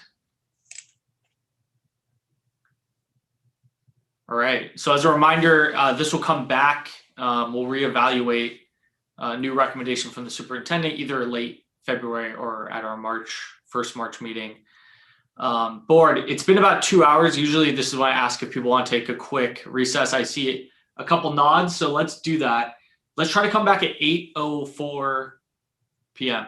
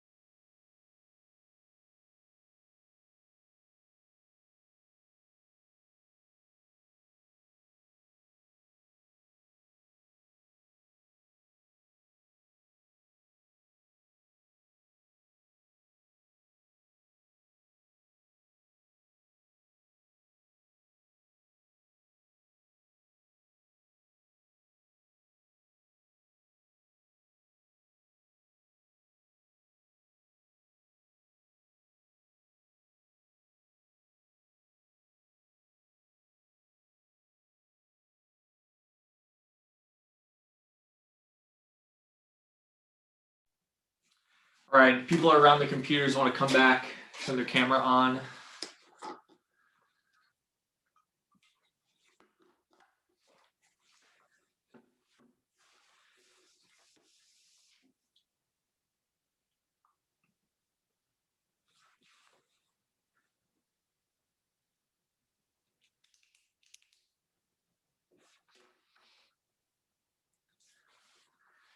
All right, so I'll call this meeting back to order. It's 8:04 p.m. Right on time. Thank you, everyone. So item 16B is to review draft board professional development work plan for 2021. So just as a refresher, each of us kind of took a section based on our last conversation to kind of plan out what it might look like. For some of us, we may have written something down. For others, it might be a more verbal discussion. And we will start to think through what the work might look like. If Stacy, did you want to start with yours? The one you and Linda worked on? What's the best way to tackle this one? Linda, you want to go for? I'm happy to go first. I apologize. I've got my command center here and I'm on multiple computers, so I keep hitting the wrong mouse. Oh, you're good. All right. So essentially, what our desired outcomes are, or what we're recommending in terms of outcomes on board professional development, is to engage in a continuous improvement process that integrates board professional development into the normal course of business for the district governance team, and to determine the appropriate goals and measurements to denote progress and enable accountability for the board. And so we've created 5 milestones for the work plan. The first being approve the work plan, which I think we can do tonight with a bunch of nodding of the head. Then we would go through and review and update board protocols. And then the third one would be documenting board norms. And then the last 2 are related to accountability. So the first would be looking at documenting a board self-evaluation / accountability process.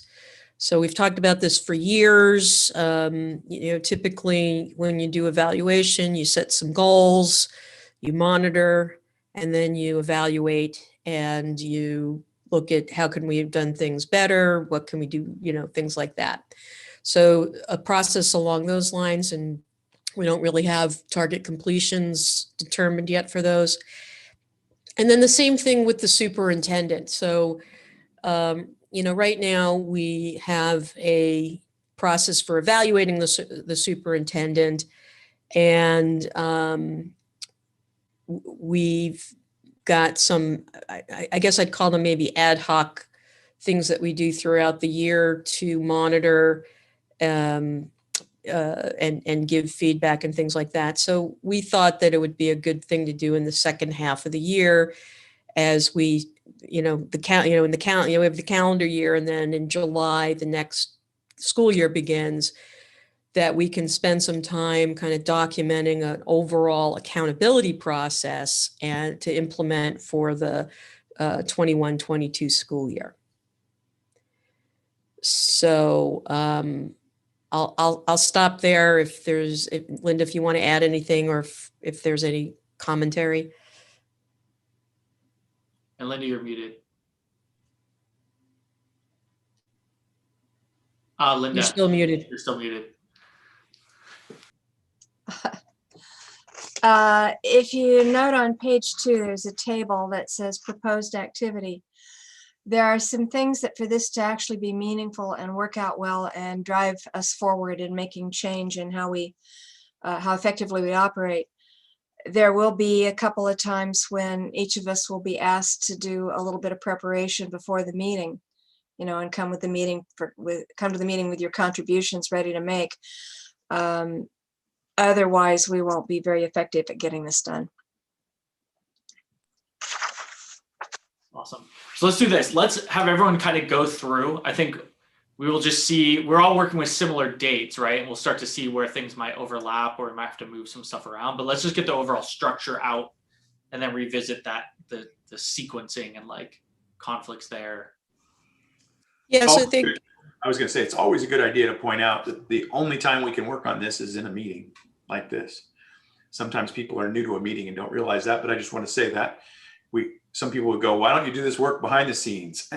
Can't be done. We can work individually or as two, but then you can't talk to a third.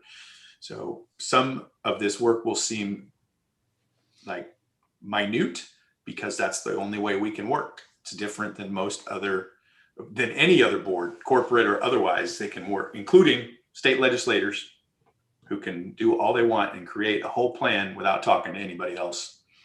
So thank you for letting me interject. No, that's a good reminder for those watching. Apologize because it's probably frustrating to watch. An analogy to that. Actually, it depends on your mindset, because what Robert just talked about is really kind of something that's is miraculous, that the business of the school district, the business of the board is conducted in public, transparently. You get to see this. That makes me cry. Which is also the bad news. All right. Yeah. Let's move on. Okay, so let's go over what Robert and I worked on.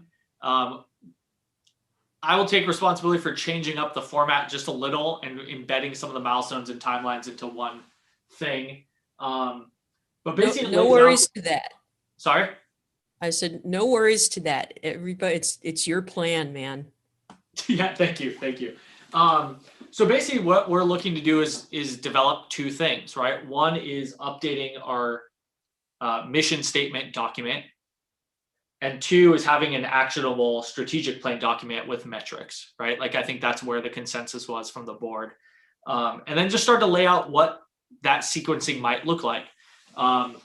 So each date has a section for pre-work, the focus of the meeting, kind of the goal of that day, and then what the homework is for next time. And so basically in this sequence, we would start and we look at our work plan today, right? Get some general consensus on it. And that would kick off the next segment in which we're doing activities that bring us closer to a draft mission statement document that is updated, right? So take the one we have now, what's working, what isn't.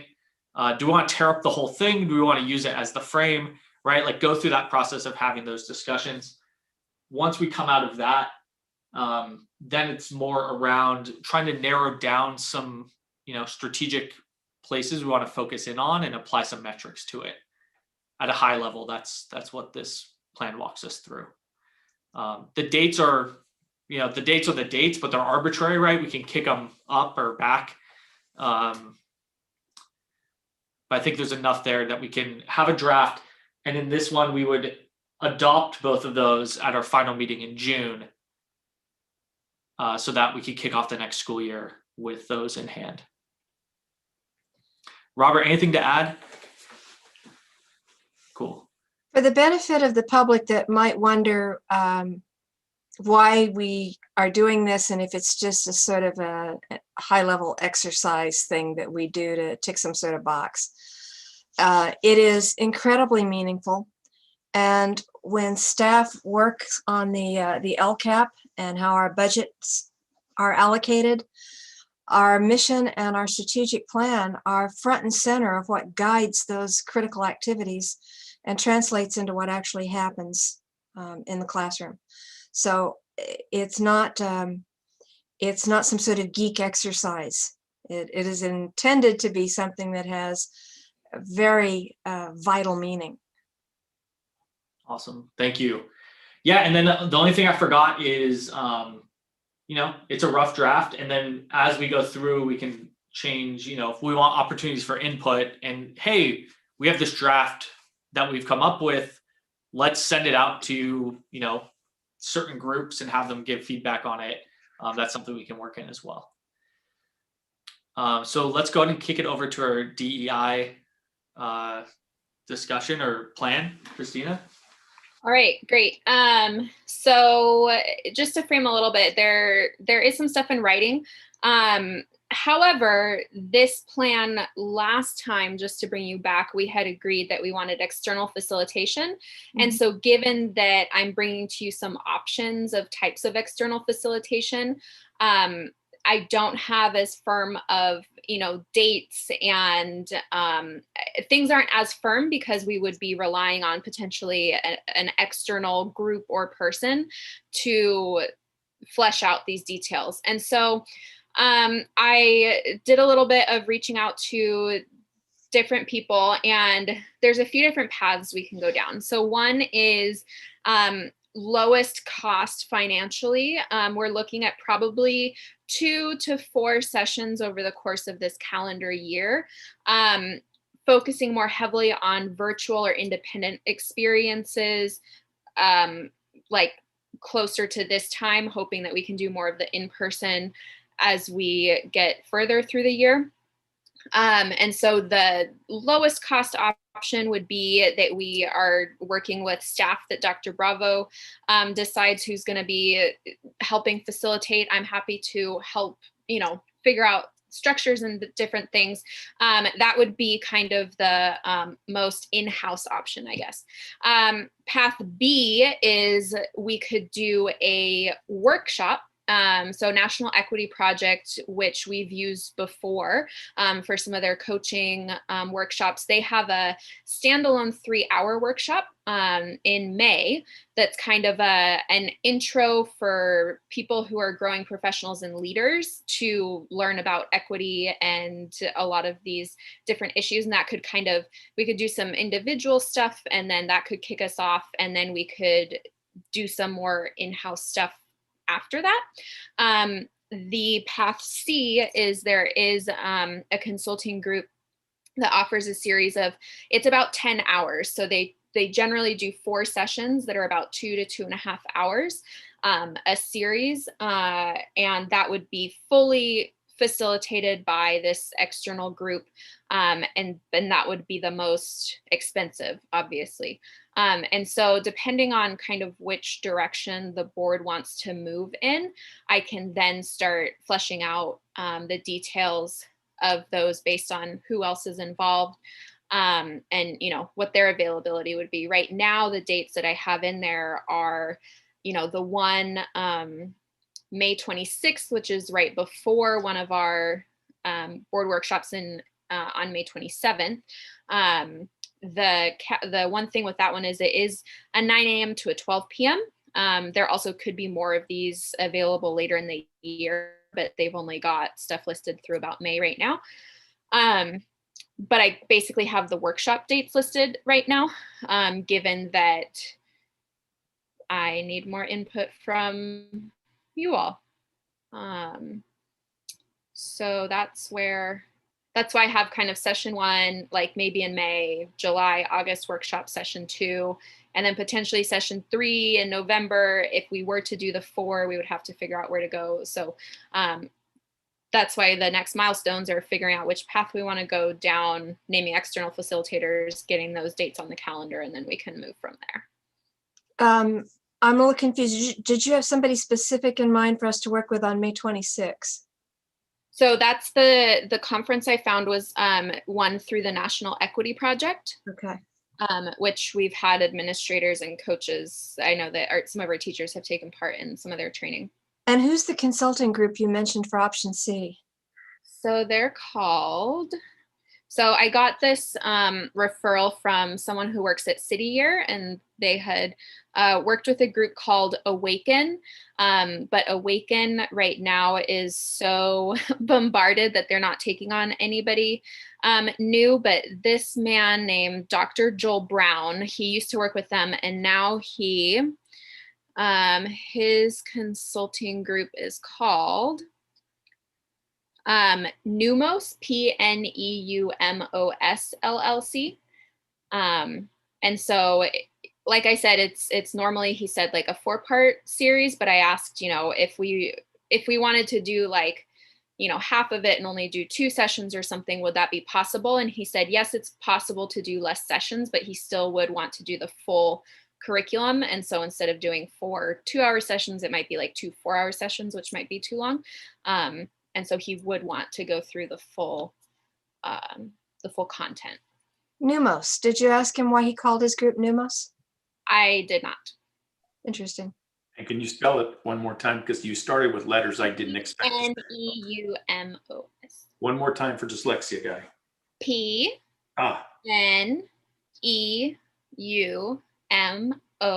like pneumonia. Yeah. Thank you. You're welcome. So I can jump in with a couple of thoughts. I think they're recognizing that this training is gonna be more powerful in person, right? And so I think that's something we talked about the last time is in the second half of the year, there's a much more there's a higher likelihood we will all be in person and can like really dive in. I think kicking off with something from the National Equity Project that we're doing kind of on our own to kind of start off. Maybe that's something we go through. We have opportunities for discussion, but then we have some more in-depth in-person stuff in the second half of the year. Seems like a way to kind of have the best of both worlds. I do think having someone in-house is not, it's great, but I think it's helpful to have someone that you don't know already, right? Coming in and helping us. Well, and someone who's been immersed in the work for a while, dedicated to this in particular. I probably would agree with everything except the last part, only because I don't know if we have a resource that's available within our mix. So if there was a recommendation that we got within our mix, I might be open to that, but that's only because I don't know. But otherwise, I think the National Equity Project, mostly because we've got people that are already talking that language that they presented. It could give us a starting point for our more personal discussions as a board. And I think that would, one thing I was considering was the Brown Act and, having to stream a potential, workshop. But this one is one that's, it's happening independently and it wouldn't be just for us. So I believe that we could all attend it without that being a meeting, because it's not us discussing district business. And we could come back the following day, have some level of discussion at the workshop. But we can double check on that. But that was one thing that I was considering as well. Yes, great. Yeah, agreed. I was gonna say that's like CSBA. Class, right, exactly, right? Exactly. All right, so I'm hearing that option B, where we start at least with this, conference or this one standalone workshop, and then we can build out from there. Sounds good to me. Yeah. Great. So now we have gone through all potential schedules and work plans. Can I ask one question about the schedule? Yeah, please. Was our hope to include the student board members, and is that going to be tough for them at 9 to noon? That's all. That's a good question. I think if we're doing it in May and their term ends like at the beginning of June, it's a maybe, or maybe, I don't know. Would you all want to participate if it was on that date? If we could, yeah. And it seems like it's going to be on a Wednesday. So we probably could, because we don't have school. That's right. Maybe we can write you a note. Somebody else is going to have to sign it. Nobody's taking it. The workshop is called The Water We Swim In, Implicit Bias and Structural Racism Workshop. Okay, so now we've done all this, right? And we have some proposed schedules. So what's the best way to proceed from here? Are there places there might be traffic jams of, hey, we're trying to do 15 things in one workshop, or does it seem clear? So to me, it seems clear that for the March 25th workshop, we're going to do some work around protocols and norms and the mission statement, the current strategic vision update, which I think is a good scope. I think we can pull some, so for the work that Linda and I have been planning out, we have some homework assignments and we want to do some check-ins at the March 4th meeting so that we know we're going to be ready for at the March 4th and the March 18th meeting, so that we know we'll be ready to be highly efficient on the 25th, and then take action at that first meeting in April to approve our new protocols and norms, what we work on. So I don't know if you want to add for the strategic work plan, hold on a second, I got the wrong one up there. You kind of gave a homework assignment to, I don't know if you want to do the same follow the same type of thing where we can have an agendized or something agendized on the 4th and on the 18th to just kind of like check in and make sure that we're all doing our homework and that we're going to be ready for the 25th. And then basically for the 25th, we're going to have X amount of time and we can have some discussions along, with the 4th and the 18th and those agendized topics to kind of talk about how much time do we think we're going to need to accomplish this on the 25th, et cetera, et cetera, et cetera. And then split the work. Many hands make light work. Awesome. Okay, yeah, that sounds good. So I'll make sure that that's agendized for our next meeting.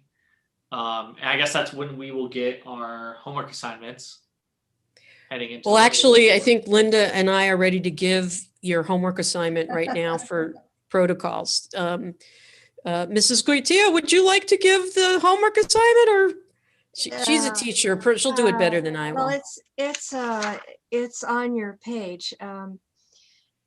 For the March 4th meeting, prioritize list of board protocols for review, update, and creation. So in other words, get out your board protocols handbook, if you want to use that as your starting point, and graze through it and see what catches your eye as some that are more important, more impactful, more meaningful than others, that we might need to review, revisit, possibly update. And then get your creative juices going and ask yourself, is there a protocol that we kind of need that isn't in here? What did she leave out last time? So that would be the assignment for March 4th. And then March 18 is the governance team self-reflection on effective norms. This would be a time to prepare by giving some thought to how we do things. How well do we think it's working? What would we like to continue doing? What should we stop doing? What should we start doing? So, but for right now, I think that the focus should be, rather than getting too far ahead of ourselves, because when I get homework assignments, I kind of like to knock off one at a time. You can see what they are. You can look at the page. Focus right now on the protocols, the prioritized list of board protocols for review, update, and creation, and come prepared with that. Stacy, anything to add? Nope. Okay. Makes sense. Everybody agree? Everybody got Do it? we record it on our own? Do we put it in a Google survey or something? Like where should we record it? For the 4th, I think just record it on your own. Okay, cool. Do we also agree that when we do have homework, we get reminders like the Monday before the meeting? Okay. Who should give reminders? I can't send that out without violating the Brown Act, so I'll ask Dr. Bravo if he would send out a reminder. I can do that.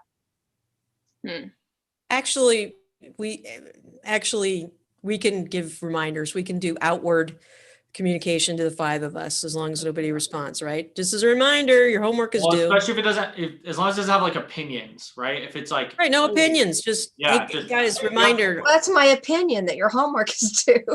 No, that's a fact. All right. Okay.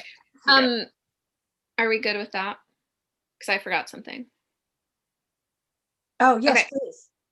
So in the meantime, while we, are scheduling that workshop until May, the fabulous Laura Hallinan reached out to me today from Del Mar, and she shared with me a really awesome resource that their college and career specialist, Chastity Knight, shared with their staff. And it's a 21-day challenge to read and listen and act to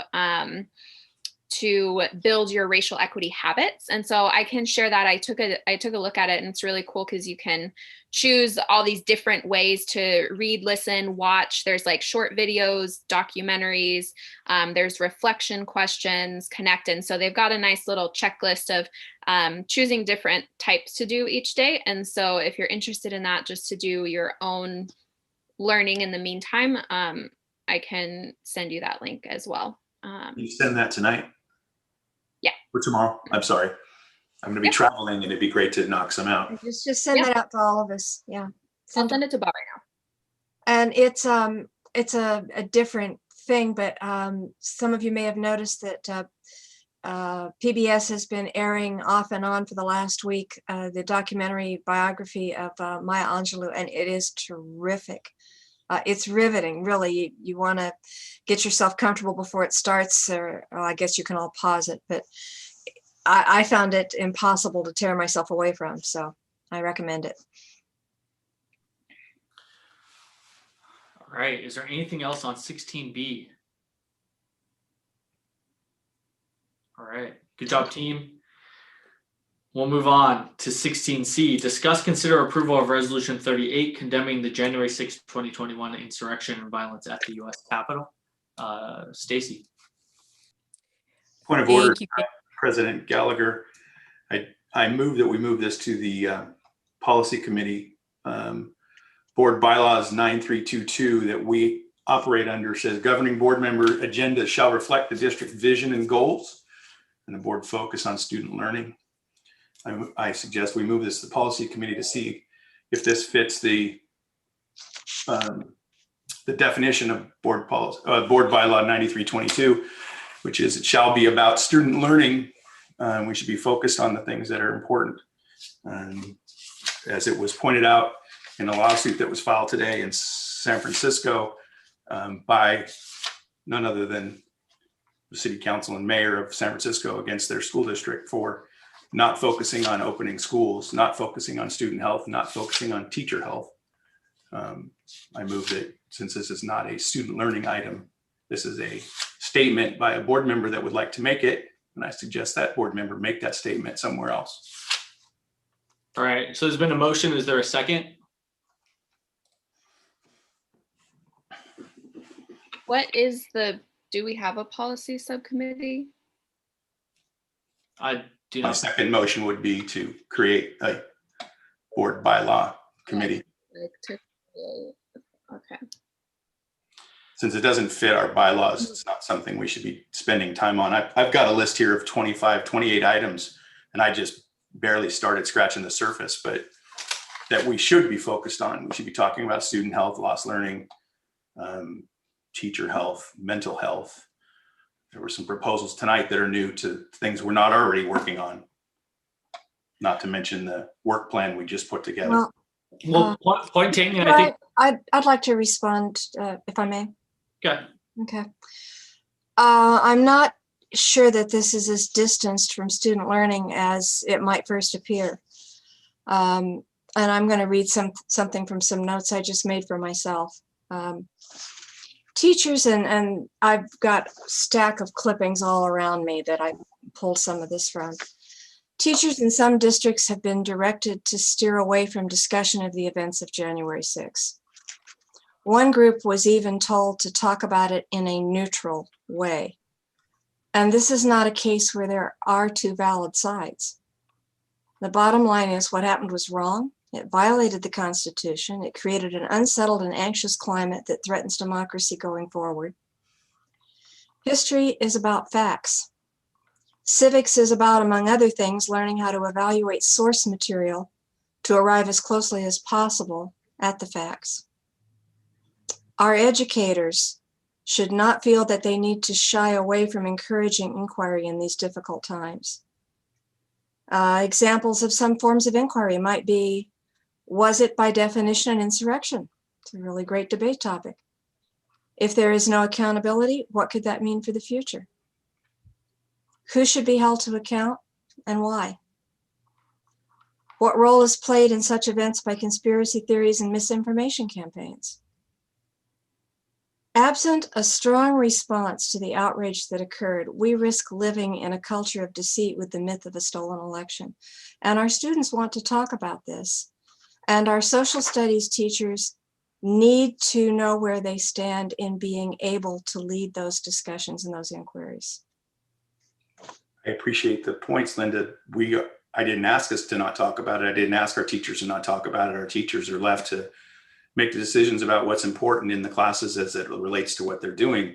It's not for us to do. That's not in what our bylaws are. But this is somebody that wants to make a statement. There's certainly other statements that could be made about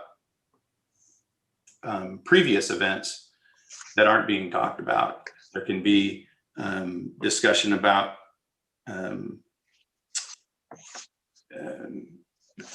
that we didn't ask our teachers not to talk about it. In fact, I saw emails that were exactly the opposite. Be prepared to talk about it. That were sent from administrators, and teachers were responding and responsible for that. That's not for the board to do. We have elected officials at the right level. We have federal elected officials that are acting on this now. It's not for us to decide. There's a lot of issues that we don't have any purview on. But we don't have to get involved in every issue that comes across every city, every state, every country. There's plenty of stuff to talk about. We don't need to do that. We're here to discuss our school. We're here to discuss education, and we're here to take care of our community. But we need point of order. Yeah, what is your point? I do apologize, but yelling out point of order in the middle of my conversation is not appropriate. You can let me finish, and then you can ask for a point of order. Please go ahead. Point of order. Trustee Varich has made a motion which would essentially prevent us from taking up this resolution tonight.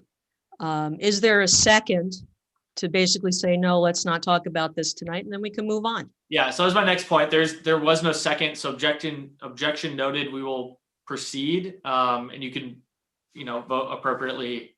Thank you. Or accordingly after that. That's how the process works. Thank you. Yeah, and thank you for having a civil discussion. So, Stacy, do you want to go ahead and introduce your resolution? I do, and before I do, I want to invite the student board members to be part of the discussion, and I want to invite them to, if they care to cast provisional vote, if we get to a vote on this tonight, I want to, if they choose to do that, I'd like to invite them for that.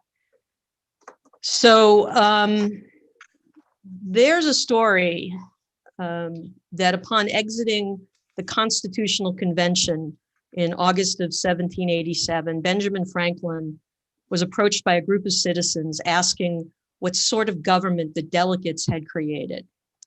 His reply, a republic, if you can keep it. And the fundamental meaning of his answer is that democratic republics like ours are not simply created upon the consent of the people. They also depend upon the active and informed involvement of the people.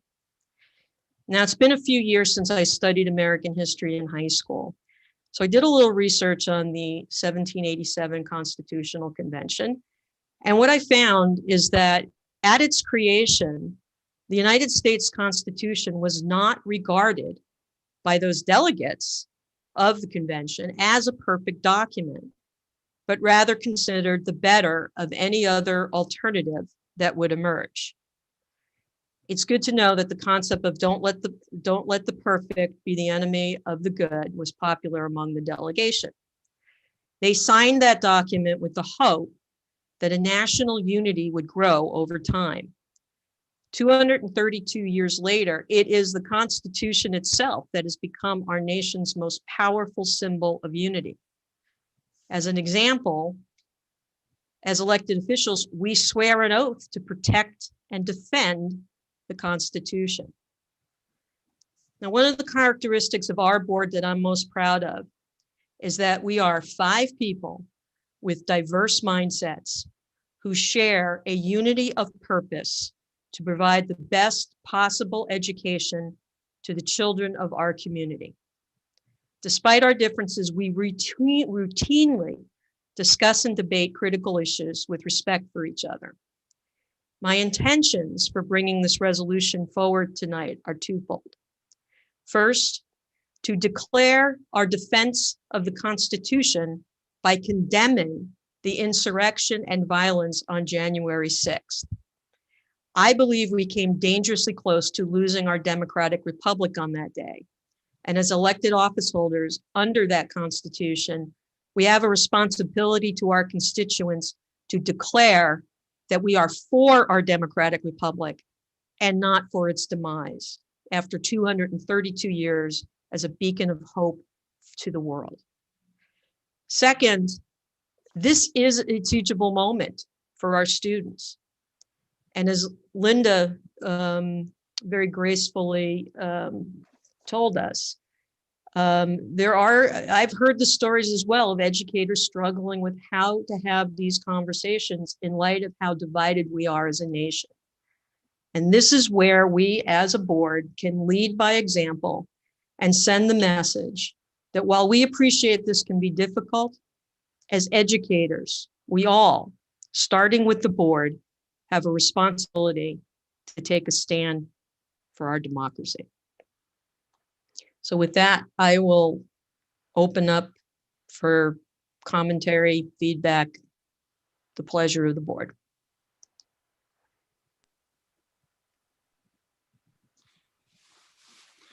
All right, any comments, questions, suggestions?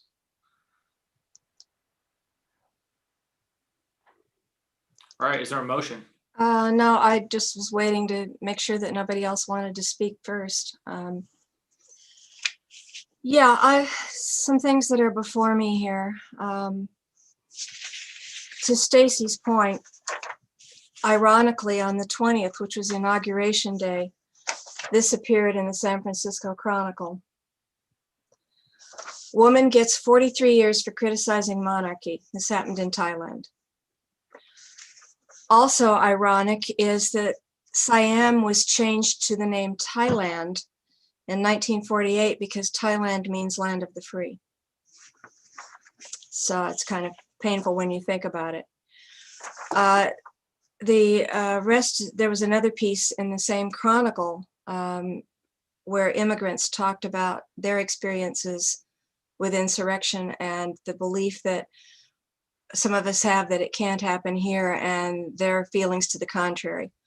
One woman was a survivor of the uprisings in Croatia in the 1990s. Another talked about Chile. Our democracy, said one, is more resilient than our foes may have assumed, but more fragile than its defenders may think. And in terms of fragility, I'd like to apply that to the human body. I think we are a country that gets information, new information on every kind of topic in the world, every 5 minutes. And when we are several weeks out from something, we already have kind of a firewall between us and it. So I'd like to remind us of a few salient facts about what happened to people, to fragile bodies on that day.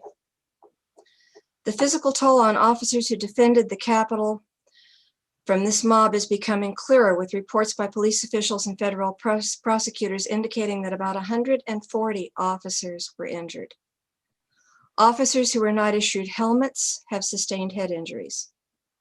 One has 2 cracked ribs and another 2 smashed spinal discs. Another was stabbed with a metal fence stake, and one is losing his eye. I'm sorry to be so graphic. No, I'm not really. Capitol Police Officer Brian D. Sicknick, we know, of course, died trying to defend the Capitol. And 1 Capitol Police officer and 1 DC officer who responded to the scene have committed suicide since the attack. So this wasn't just a big hot mess with a lot of scared people. This was way, way more. And the final thing that I want to say, because I may not get another chance apparently, I think this document serves to create clarity, especially for our teachers, around the difference between taking a partisan position, which is prohibited, and taking the position that Americans can either support the Constitution and the republic it defines, or allow it to go up in flames. This is not a partisan issue. It is a citizenship issue. This goes way beyond party affiliation into a divide that is much starker and very simple. Every individual has the option to make a choice to stand for the preservation or the destruction of the republic and the means by which that republic may remain viable far into the future, a reliance on our Constitution and the values it promotes. And while not explicitly stated in the resolution, I think embedded in the resolution is the implication that we stand as a board for truth, not fabrications, for accountability, not amnesia, for justice, not expediency. And I would also encourage our teachers and admin to increase across the curriculum emphasis on fact-checking, gathering information from diverse sources, and applying the accepted techniques for evaluating the veracity of those sources. Never has there been, in my view, a greater need for thoughtfulness and critical thinking skills.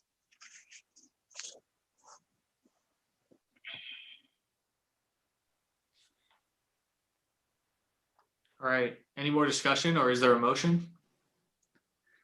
I'll move to approve. Is there a second? I would second, but I also, although I certainly want to approve the resolution, I think there are a few wordsmithing bits, especially in terms of, well, just a few wordsmithing bits that I'd like to offer before we do our final approval, if that's okay. Yeah. All right, Christine, do you want to withdraw your motion? Are you still looking for a second? Either way. I'll make the second. Okay. Well, before we vote, could I? I'll withdraw. Thank you. Okay, Linda, what are your wordsmithing suggestions? They're not numbered, but if you count down to whereas number 6, one really simple insertion of a word, whereas rather than use, the presence, the presence of the symbols, not the use. I mean, I didn't see anybody beat anybody over the head with a t-shirt. Change the word use to presence? Change use to presence. Okay, Yeah. what else you got? Stacy, is that something that you would be? Yep, okay that's with? fine. Okay. Number 7, I have a longer one that I would have to send over probably in writing rather than somebody try to take it down, but if you listen and see what you think of it. After the words House and Senate in the 3rd line. So after the words House and Senate, I would just strike what's there. I don't know where you're talking about. What paragraph? It's the 7th whereas from the top, number 7. And then in the 3rd line of number 7, where it begins with House and Senate, I would like to strike what comes after House and Senate to be replaced by something a little bit longer, but perhaps with a tad more clarity. House and Senate, whose refusal to acknowledge the legitimacy of the election was in direct opposition to the many state elections officials from both parties and members of the judiciary, and even the nation's attorney general, who ruled that claims of fraud were repeatedly unsubstantiated. I think that spells out more clearly the context prior to. We can get that language in writing. It's also on the video, so we have it recorded. But Stacy, do you like? I'm friendly. It's a friendly amendment. Okay. Should we? Go ahead, Linda. Sorry. No, please go ahead. You were ahead. I was just going to say, should we go ahead and add a paragraph that says, whereas Nancy Pelosi asked for the election in 2004 to be, the electors to be withheld because they wanted to check into improprieties in the voting system in 2004. So it was okay then to question the vote tally, but it's not okay in 2021. So should we put a paragraph there that states that it's fact? Stacey, is that friendly? Well, just if you can help me better understand, Robert, how that is relevant to the facts of what happened on January 6, 2021. Well, the point that Linda just made was because they questioned it, that was bad. But when they questioned it in 2005, it wasn't bad. I don't know how it flipped. If we're going to make a point, should we, so that our students know, we include all the facts. Ohio had some things that were called into question, and Ms. Pelosi, I'm sorry, Congresswoman Pelosi at the time said this is our constitutional pause so we can take a look. That's why we do this, just like we discuss things here, they discuss things there at that time. So it was okay then, and the statements were made, and they were very strong, just like they were this time, about why we take a pause and take a look at some of the things that came out. So I think there should be a whereas to that, so that we're more reflective of truth. So I think what the original intention of this particular paragraph was to kind of, and the way it reads is, and some Republican members of the House and Senate who for months spewed misinformation about the election and its results. Not unlike what happened in 2005, just reversed, but exactly the same thing. When it came to this meeting and this vote, it was asked to be stopped so they could take a look and take a pause. And her statement was, this is how we do democracy. This is our constitutional right, and this is where we do it. Well, you can't take that pause unless somebody calls for it, because the same thing you just called for, the vote count was certified in the state of Ohio. So let me take a attempt at this. So here's my guess. My guess is that there's not going to be a meeting of the minds on this resolution. My guess is that if we debated was the actions of not just 2005, but 2008, 2011, it goes 2000, back, right? 2013. It goes back, Robert. I understand the point. If we're sitting down over drinks, I would talk about how I think it's a radically different situation, right? Mm-hmm. We're not going to solve that tonight. I think the point is taken. I assume that's not friendly, Stacey, and we can move on to our next. That is correct. So does that work, Robert? Well, I would just say, since at the last meeting, I asked to be involved in the drafting of this, but wasn't made aware that it was even put together until it showed up in our packet. I think maybe it's a good time for us to do that. Maybe we can get something more. And I was gonna talk to the Brown Act issue before I started, but to be honest, I got a little thrown by your action, Robert. So I did send you an email kind of explaining that I had actually while I drafted this this resolution, it was the result of several conversations that I'd had with Linda after the insurrection. And I felt that those conversations created a Brown Act between Linda and I. And that's why I didn't send it to you ahead of time. And so now it's out in the open. Everybody understands the Brown Act aspect of this. Thank you. I did not know that. I did find your email at this time. It was unfortunately mixed in with some other stuff. Apologies. I could have probably texted you or called you, but well. Yeah, No, if you talk to another board member, we can't talk about it anymore. But I didn't know that that was the case. And when I saw it, I was kind of blindsided by some of the paragraphs that were there.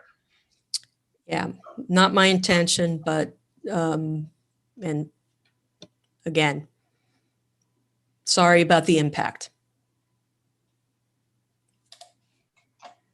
Okay. I had another one for number 9. Hang on a second. Let's get clarity on the last one. Okay. Can you read it one more time? Mine? Well, I didn't write it, but what I'm going to say is just state a piece of it and then we can wordsmith it later. But hey, Robert, can you, I just want to, because I don't know what we've done with Linda's suggestion yet. I thought you were asking me. I'm sorry. I apologize. Number 7 you're talking about? Yeah, so and I think I'm a little confused because the resolution speaks to the act of insurrection. This was a violent mob and an event that had disastrous results. Let me understood. So let me suggest this. Instead of trying to wordsmith paragraph 7, why don't we just strike it?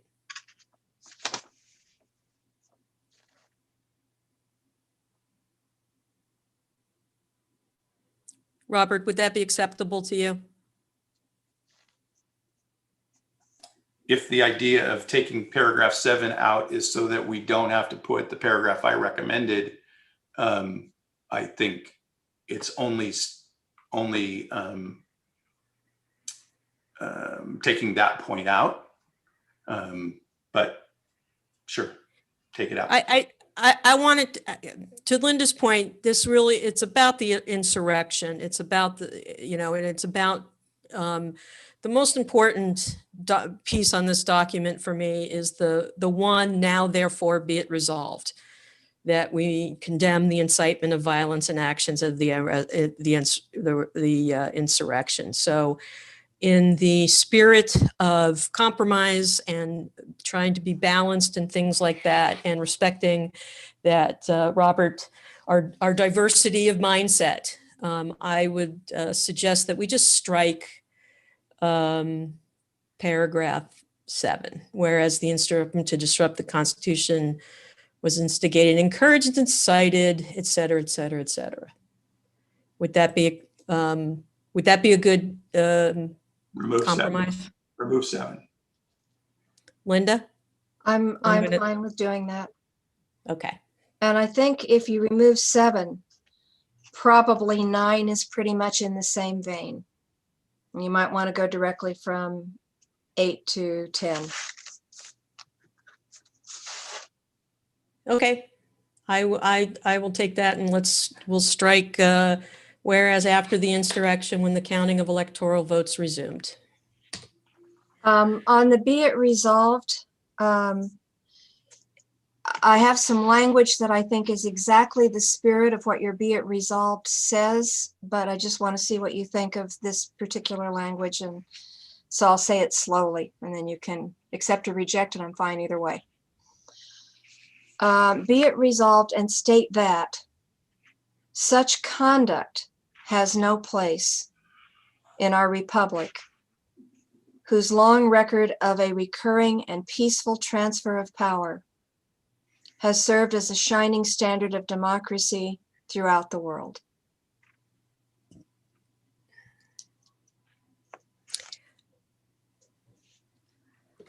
What's the pleasure of the board? So a couple paths, right? One is we could treat this as a first read, and maybe you and Linda wordsmith a bit more offline if it comes back, right? 2, I mean, we are pretty close potentially to at least a vote. But Stacy, it's your. I'm happy with either set of language. I'm good with either one. Therefore, you're saying that was your last statement, Linda, replaces the current therefore be it resolved, or it's addition added to it? Well, okay, so it would be, we, the Campbell Union High School District Board of Trustees, most vehemently condemn the incitement of violence and state that such conduct has no place in our republic, whose long record of a recurring and peaceful transfer of power has long served as a shining standard of democracy throughout the world. Because we have heard from country after country shock and dismay.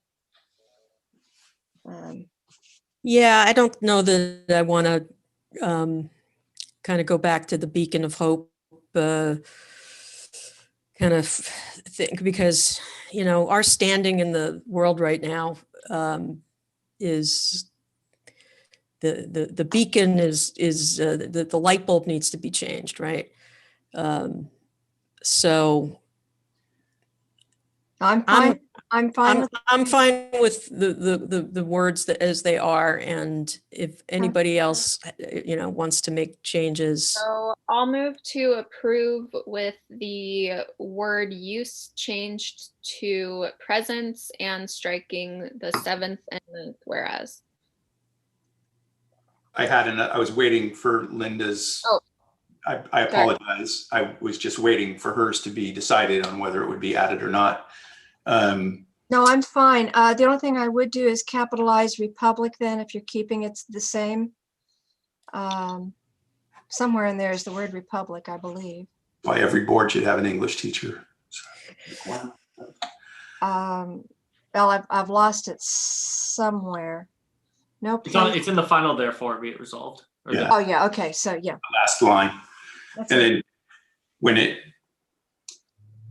I'm not sure if it fits in here, but I do know that there were other events of insurrections and violence that weren't condemned. That were not condemned, you're saying? I'm sorry, I didn't hear that, Robert. Yeah, not condemned prior to this event. And I don't know if it makes sense to put it in there, or we only want to talk about this violence. So my reading of this is that this is about people trying to take over the Capitol. Some of them had weapons and wanted to execute members of Congress. And that being incited by a conspiracy group called QAnon and a bunch of fake news about elections being stolen, right? I think if there's other pieces of violence throughout American history, we can't catch them all. No, I wasn't trying to do that. but I think it is important to be specific about this is not okay, right? Sitting and watching this happen was a shocking event that happened less than a month ago. And equally shocking though, and not really condemned, was violence in the streets. Well, we're going to continue to take the streets. We're going to continue to fight. We're going to continue to destroy property. And those are quotes from Congress people as things were happening around the country. Well, if you have a resolution on that, you're welcome to introduce it. Right? Would it be good to put that there? Because it didn't get condemned. It got encouraged. Yeah, I would say the difference is one is people protesting in the streets, right? And some of whom were violent. Kind of like this. Some of who, I mean, there were 2 million people there, but there weren't 2 million people in the Capitol. Look, I read Drudge and OAN every day, and I read MSNBC and the liberal stuff. I get both sides of the argument, right? I think this is very specific around insurrection at the Capitol. I got to ask my question. Thank you, Tim. No, fair. I like it. Well, I don't agree with it, but I like that we can have this discussion is what I'm trying to say. And that's the whole point of this, Robert, that we're showing them how to do it, right? I have no problem with the conversation. Yep. Can I make the motion now? Well, time. Let's recap before you do, Kiki. Let's just talk about all the different changes. There was change of the word use to something. To present. Presence. Use to presence. We struck 7 and 9, and we capitalized Republic. Okay. I'll move to approve with those changes. I'll second that. All right, so there's been a motion and a second. And I just want to ask the student board members if they want to chime in, if they want to be part of the vote before we actually commence the vote. I agree with what we're voting with currently. You can choose if you want to keep us included in that or not. That's your decision. There's never a reason not to include students. Okay, so let's have provisional votes by our student board members as part of the vote whenever you're ready to call for the vote. Stacey, President Gallagher. can I ask Riley before, right, we heard from Gitanjali, but just make sure he's comfortable with voting. Yes, I am. Okay, thank you. All right, is there any other discussion before we vote? I'll say really quick, and it's not formulated very well, but I think the idea of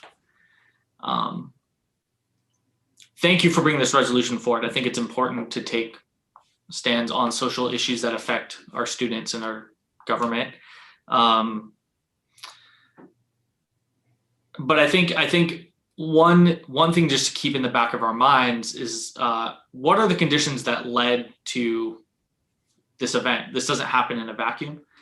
I read this book about 6 months ago called How Democracies Die, which is a very enlightening book and scared me. And so when I started seeing this stuff happening, I don't know.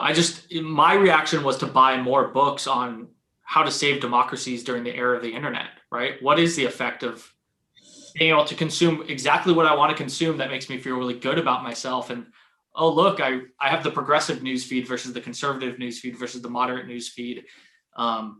What's our responsibility as a school district to help kids who are growing up in this era who it's going to be hard for them to see any other point of view because all these companies are just shoving what they want to hear down their throats all day.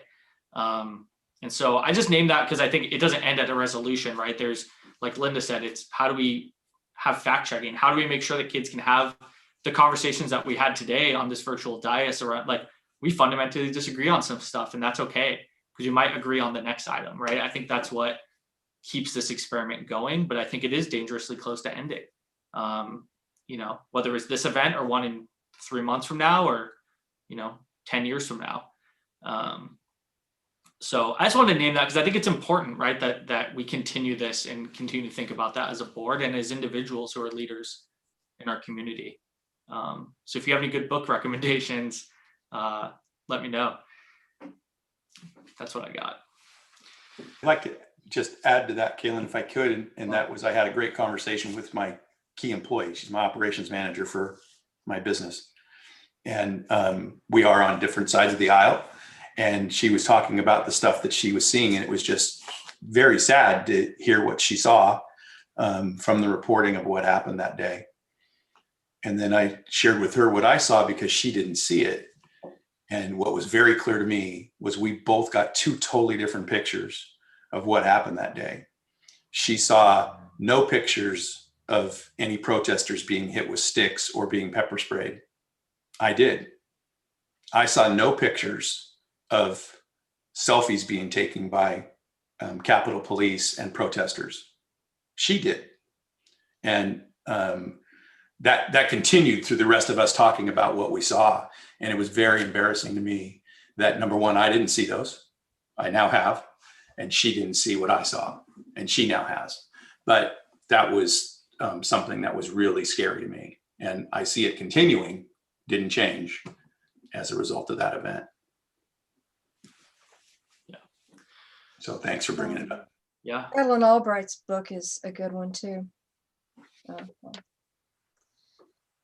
Robert, to your point, COVID is really exacerbating everything.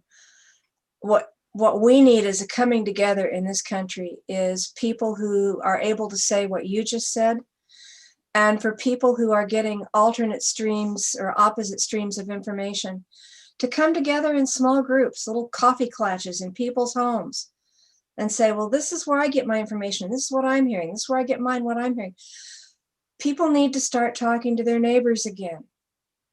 We've stopped doing that, and it's horrific. All right. Anything else? Well, yeah, I just want to thank everybody for doing this maybe uncomfortable for some activity. as I said, the thing that I'm most proud of is that we routinely have these kinds of discussions. And even when we get impassioned, we still have respect for one another.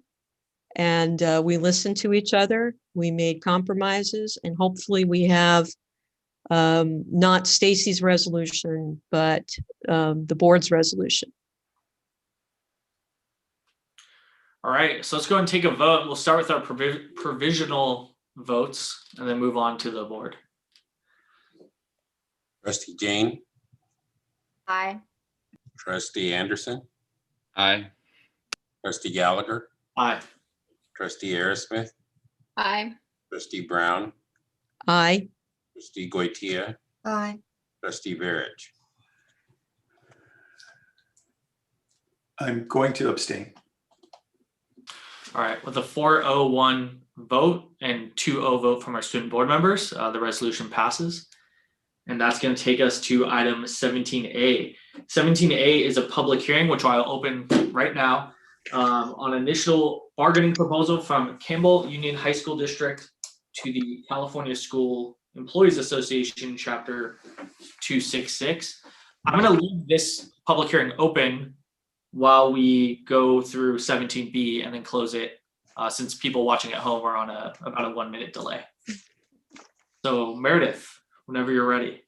Sure, I'm happy to introduce our bargaining proposal. Again, I mentioned earlier, these are reopener negotiations. So we just have 2 articles that we're proposing that is in alignment with CSEA's articles also. So again, this is for CSEA for reopener negotiations for this year.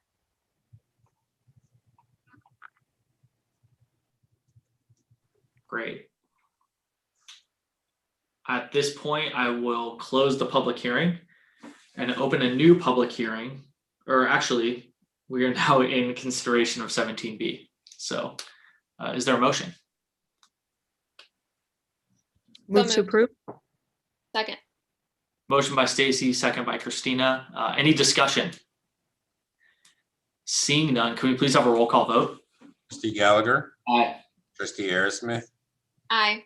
Trustee Brown, Aye. Trustee Goitia, Aye. Trustee Verich. Hey, before I vote, President Gallagher, I just thought about what we just did. We left the public hearing open, then we voted on what the public hearing was about without hearing somebody that may call. I would suggest that we not vote on it till the public hearing is closed, because they might have a point that would change our vote. Got it. Okay. Well, at this point, I will close the public hearing. But that is a good point. So why don't we, there's no public comment. So can we do a revote? I apologize that I didn't catch No, it's good. right then, but You're 100% right, and I was wrong there. Thank you. Trustee Gallagher, Aye. Trustee Aerosmith, Aye. Trustee Brown, Aye. Trustee Goitia, Aye. Trustee Verich. Aye. All right, with a 5-0 vote, it passes. Item 17C, I'm going to open a public hearing on initial bargaining proposal from the Campbell Union High School District to Service Employees International Union Local 521. Meredith, do you want to introduce this item? Sure, I'll do it while the public hearing is open before you vote. Again, this is our sunshine for SEIU and a multi-year agreement. And I should clarify, actually, it's really 3 articles that we've opened, I think, for both compensation and health and welfare often come together. And then for SEIU, our vacation article too, and very much in alignment with the items that SEIU wants to discuss. All right. And we have no public comments on this item. At this point, I will close the public hearing and look for motions on 17D. Move to approve. Second. Motion by Robert, second by Christina. Any discussion? Seeing none, can we please have a roll call vote? Trustee Gallagher, Aye. Trustee Aerosmith, Aye. Trustee Brown, Aye. Trustee Goitia, and Trustee Verich. Okay, with a 5-0 vote, passes. Item 17E is to approve 2021 compensation for certificated and classified management and confidential employees. And trustees, again, this is pretty straightforward. I do want to clarify, this is our recommendation for compensation increases for this year. We are with our management and confidential employees, they're not represented. So we hold meet and confer meetings with both of those groups and have done so and shared this recommendation with them. And they've expressed their gratitude. I do want to just note, though, again, in the definition of certificated and classified management, that is all of our management positions, but does not include sort of executive cabinet, superintendent, or assistant superintendents. And again, so our recommendation is our management off-schedule salary increase for this year is in alignment with similar to our teacher off-schedule, and then the confidential is $4,000. So those are for off-schedule salary increases for those groups for this year. When we say this year, this academic year, This correct? school year, yes, Going back thank to you. August. Yeah, that's right, thanks. Move to approve. Second. All right, motion by Robert, second by Stacy. Is there any discussion? Seeing none, can we please have a roll call vote? Trustee Gallagher, Aye. trustee Aerosmith, Aye. trustee Brown, Aye. trustee Goitia, and trustee Verich. Aye. All right, passes. 17E is to discuss and consider approval of the revised 21-22 academic calendar. And trustees, tonight, I'm actually just this is really just discussion. So we're not bringing a recommendation or a change to you, but wanted to just alert you and tell you a little bit about what we've done so far. And I think John will bring the calendar, the academic calendar up for me, just because it might help to see it. Thank you. So what I wanted to alert you to is just a little bit of an unusual circumstance or something we've recognized in our calendar. So if we go backwards for just a sec, if you remember in 2019, we for the first time brought a 2-year academic calendar this school year and next school year. We were very excited about that, but also cautious that we could find glitches, and we have. And so just to define that very quickly, if you orient yourself to February of 2022. So this is February break for next school year. The President's Day holiday, legal holiday, should be the third Monday of the month. So it should actually be on the 21st. Unfortunately, though, our break was scheduled for the week before, and a couple of our partner districts also followed suit. We have convened our calendar committee and reached out to our partner districts to gauge sort of input and recommendations. And our calendar committee overwhelmingly recommended that, because we're still a year out, that we work with our partner districts if possible to move our February break to the week of the 21st so that it would align with the federal legal holiday that parents would have, so that our parents have at least that one day off that the students are off, rather than our students being off for a full week and then the parents having a federal holiday, if that makes sense. But we are definitely committed to staying in sync with our partner districts. So I've brought the issue up to them. It does look like they are willing, for those who have already sort of adopted our previous calendar, that they're willing to make some adjustments. So we're all sort of working together over the next month to negotiate and revise, and then probably bring to you in early March a revision with that February break moved. And we'll work to communicate with our families in the meantime that this is our intention and what we'll be planning to do, especially for those who might be planning a year out for some time off. So I wanted to just alert you tonight, no action that you need to take, and we'll bring you hopefully a revised calendar next month. As a previous board member, I know you know from a feeder district how excited we were that we went with a 2-year calendar. And yes, these things happen, so that's great. I'm glad you're working together. It saves them a lot for us to be in sync. Yeah, it's very appreciated. Great, thank you, Meredith. Yep, thank you all. Just as a reminder, 17G was taken off the agenda when we adopted it, and so we are down in 20A to ratify Amendment 4 for ERIC Inspections Incorporated for Prospect High School swimming pool alterations. Eric, welcome.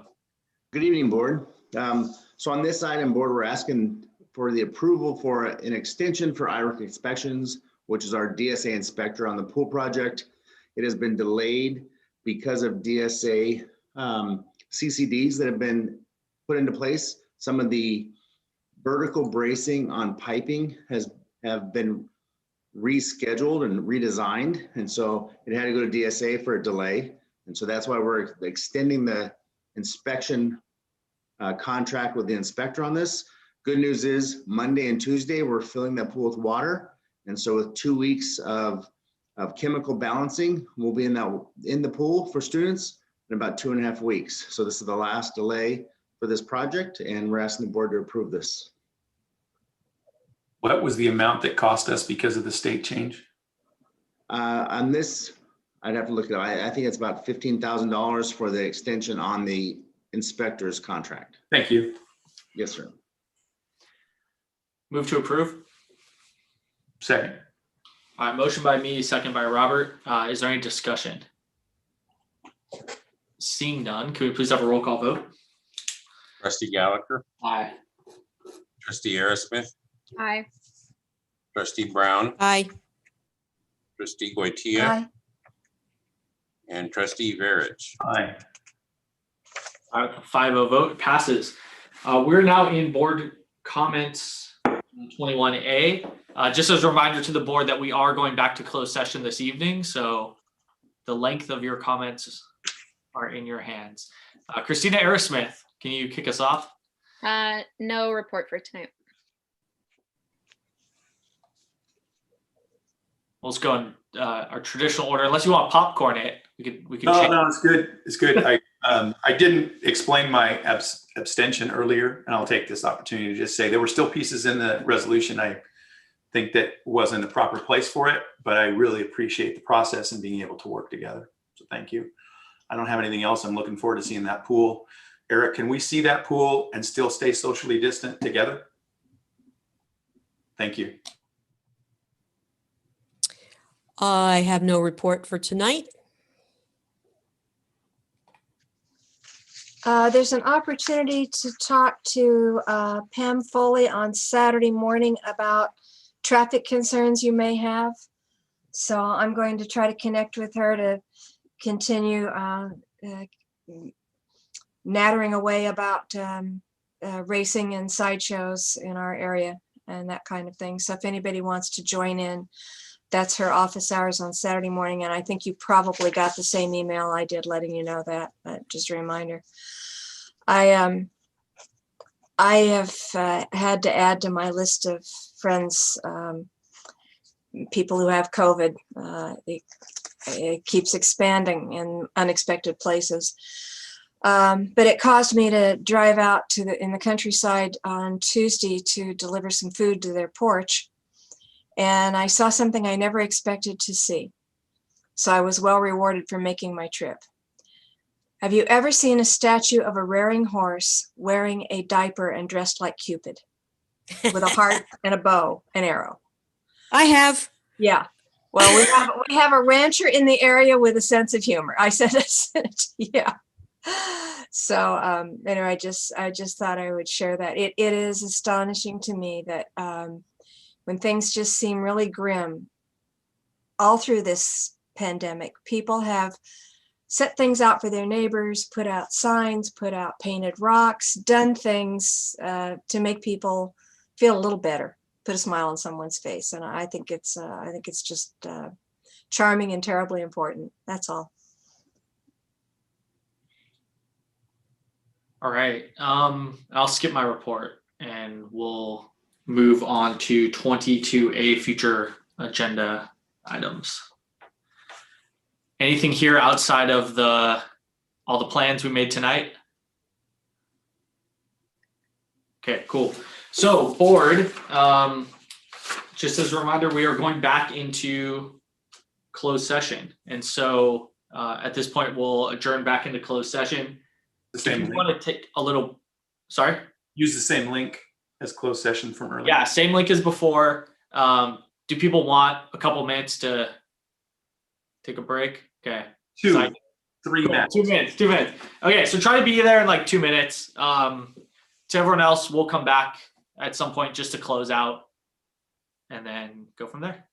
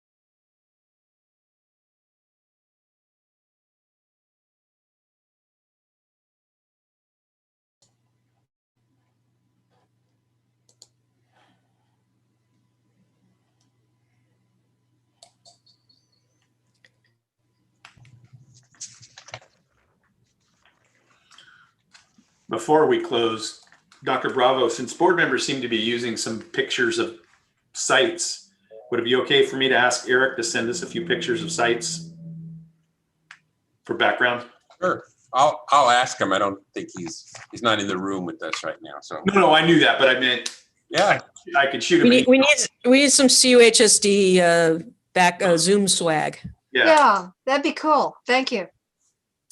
Okay, we are returning from our closed session. No action was taken. Is there a motion to adjourn? So moved. So moved. Second.